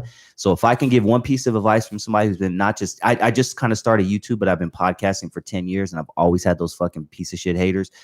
Ignore them. Yeah. No, I mean, you know, Yeah. I'm Walk human. away. I'm human. No, I bro. know.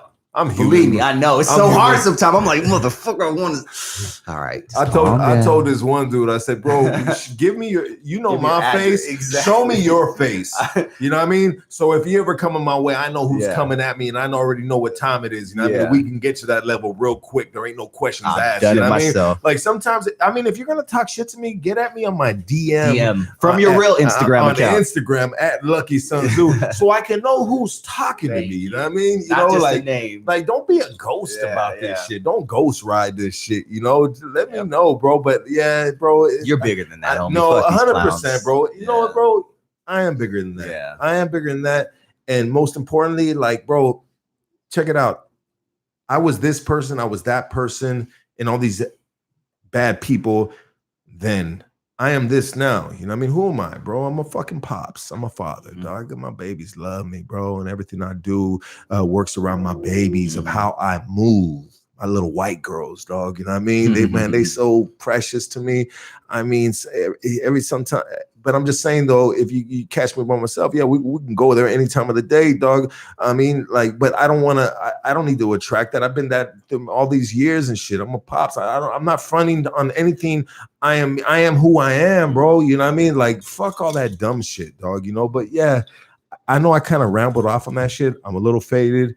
I'm a little high. That's how I get towards the end of my show. Yeah, man. you know what I mean? Same way. But I'm just saying though, like fuck all the stupid shit, bro. Yeah. You know what I mean? Like I'd rather just shut this shit down, dog, than been getting some stupid comments. But luckily for me, thank you guys for the ones that support me. That's like 5% out of the comments, bro. Exactly, you know what I same. mean? It's so small, it's not even worth. Yeah. And just keep in mind, man, they do know your face. You don't know theirs. They probably don't have shit going on in their life, and it would mean nothing to take Lucky out. You know what I'm saying? Like some punk ass YouTuber, not even just a random dude. Let me tell you this right now, bro. So check it out. Let's go back to this real quick. So I wanted to bring this up earlier, and I'm gonna bring it up right now. So Burner the rapper is the owner of the Cookies, the Cookies brand, right? He's the owner of the Cookies brand, the cooking code. Dude, this dude is killing it with merch, weed, everything like that. So they hit his store on Melrose. They broke into his store and they stole all his fucking shit. So Burner said this. Burner put a thing on fucking on Instagram, and he said, "Hey, you know what? It's all good. I get it. Whoop-de whoop whoop. It's, you know, I mean, you guys." He basically said it's all good, even though you guys robbed my entire store. You know, and you know what, Burner? I'm gonna tell you this right now. That's not all good, dog. But I'm gonna tell you this right now. This is just a life lesson, because the people that will lift you up will the people that will put you in a fucking grave, bro. You know what I mean? Yeah. And I swear to God, bro, you know what I mean? man. It can be your own fucking people, dog. It can be the Ipsy person Hussle. underneath your fucking roof. This is the streets are No treacherous, chill. bro. No fucking chill, dog. Yeah, they will. You know, you don't ever know when it's coming from and shit. And that's the unfortunate thing about, I'll say LA, because that's all I can speak on. You know, it's you can't make everybody happy. Yeah, bro. It's fucking treacherous, bro. The streets will fucking. And that's why I'd be that extra careful, because you have a face out there. You know what I'm saying? And some dumb motherfucker who doesn't have a face. You know, so let's. That's why it's important to try to advance the intelligence of the community. For too many years, you know, people talking bad about each other, spreading rumors. And I mean, this kind of behavior, I mean, is uncalled for. You know, putting down elders, you know, putting down mothers, putting down fathers, putting down people in general. This kind of behavior is really primitive behavior, and the reason why it's primitive because they never learned how to talk intelligently in the first place. That's what it all. Yeah, they're not a lot. They don't know how to. I mean, have a conversation, articulate themselves. Like, oh, fuck that. Oh. Or they say it, or they say it the wrong way. They kill you. You know or they say it the wrong way because they don't know how to. Project their. Yeah, you're exactly right. So knowledge is everything, and I just want to thank everybody that is tuned in right now. I'm gonna fucking end this podcast. We're at 2 hours and 37 minutes. This has been very deep. Yeah, it's been a pleasure, Mr. Sanchez. Really amazing. Yeah, it's been a pleasure. Lucky too, man. Thank you. Thank you so much. Once again, I feel like you said, I'm gonna walk out smarter than I came in. Yeah, 100%. I mean, anything you guys want to, Instagram plugs, YouTube plugs. I'll get mine out of the way because he's the more important of the two of us. You're just as important, brother. I mean, thank you. I appreciate it. Dusty Vision TV on YouTube. I hope you guys check me out. Like you said, I interview hip hop artists, I interview gangsters, I interview pimps, prostitutes. Anything urban is what I try to bring on my platform, and I thank you guys, Dusty Vision TV. Lucky, it's been a pleasure, Mr. Sanchez. My pleasure. Thank you. Yeah. Anything you want to say, Doctor? I just like to say that it's very important that we grow up. Sooner or later. Some people never grow up. Some people get dumber instead of getting smarter. Some people get dumber instead of getting smarter. But it's time to to become more smarter. It's time to study oneself. It's time to study the community around you. It's time to study the movement and how movements save lives or take lives. And we have to understand what's happening out there is the system is taking our lives. So it's time for us to understand how we can save our lives. And so it's very important to save our lives through organization, through movement, and through positive messages. Always talk good about people. Don't be talking bad about them. Talk good about people. Talk good about the movement. Promote people. Talk good about them. It's really important that we begin to learn how to talk to each other. Also, that we talk to each other in a positive way, a cooperative way. It's called cooperative communication. We need to become cooperative communicators. We need to become communicators and learn how to talk with people. Amen to that. God damn it. My man is on it. I was about to say. Any more gems you want to drop? That's it. Dude, he's dropped too many tonight. Dog. Hey, check it out. Much love to everybody tapping in. Guys, you know what? We're trying to get these, always trying to get these subscribers up. I don't ever ask you guys for this, but I want you guys to share this podcast. I think this is an important podcast, for a lot of people to just check out, hear different perspectives, and hear this man talk. Dr. David Sanchez, Dusty Vision TV. Thank you guys so much for blessing my platform. Definitely been a pleasure. I wouldn't want to spend my Saturday any other way, guys. Yeah, real shit. I mean, what do you guys have? This is Saturday, so what do you guys, real quick before we're out, what do you have planned for tonight? Tonight, I'm probably going to take my wife out, get a burrito, and probably get some at the end of the night. She just got off her, never mind. So I'm due is all I'm going to say. I'm due. I apologize for being so blunt, but that's what I'm going to do tonight. I'm keeping it real. I'm keeping it real. I'm taking the night off. I've been demonstrating for 2 weeks, so I think tonight's the night that I'm just going to kick back and play guitar. There you go. Play guitar. That's right, brother. Hey, everybody give it up for these fucking superior gentlemen right here. Lucky too. Thank you guys for tapping in. Appreciate you guys. Yeah. That was great, guys. Damn.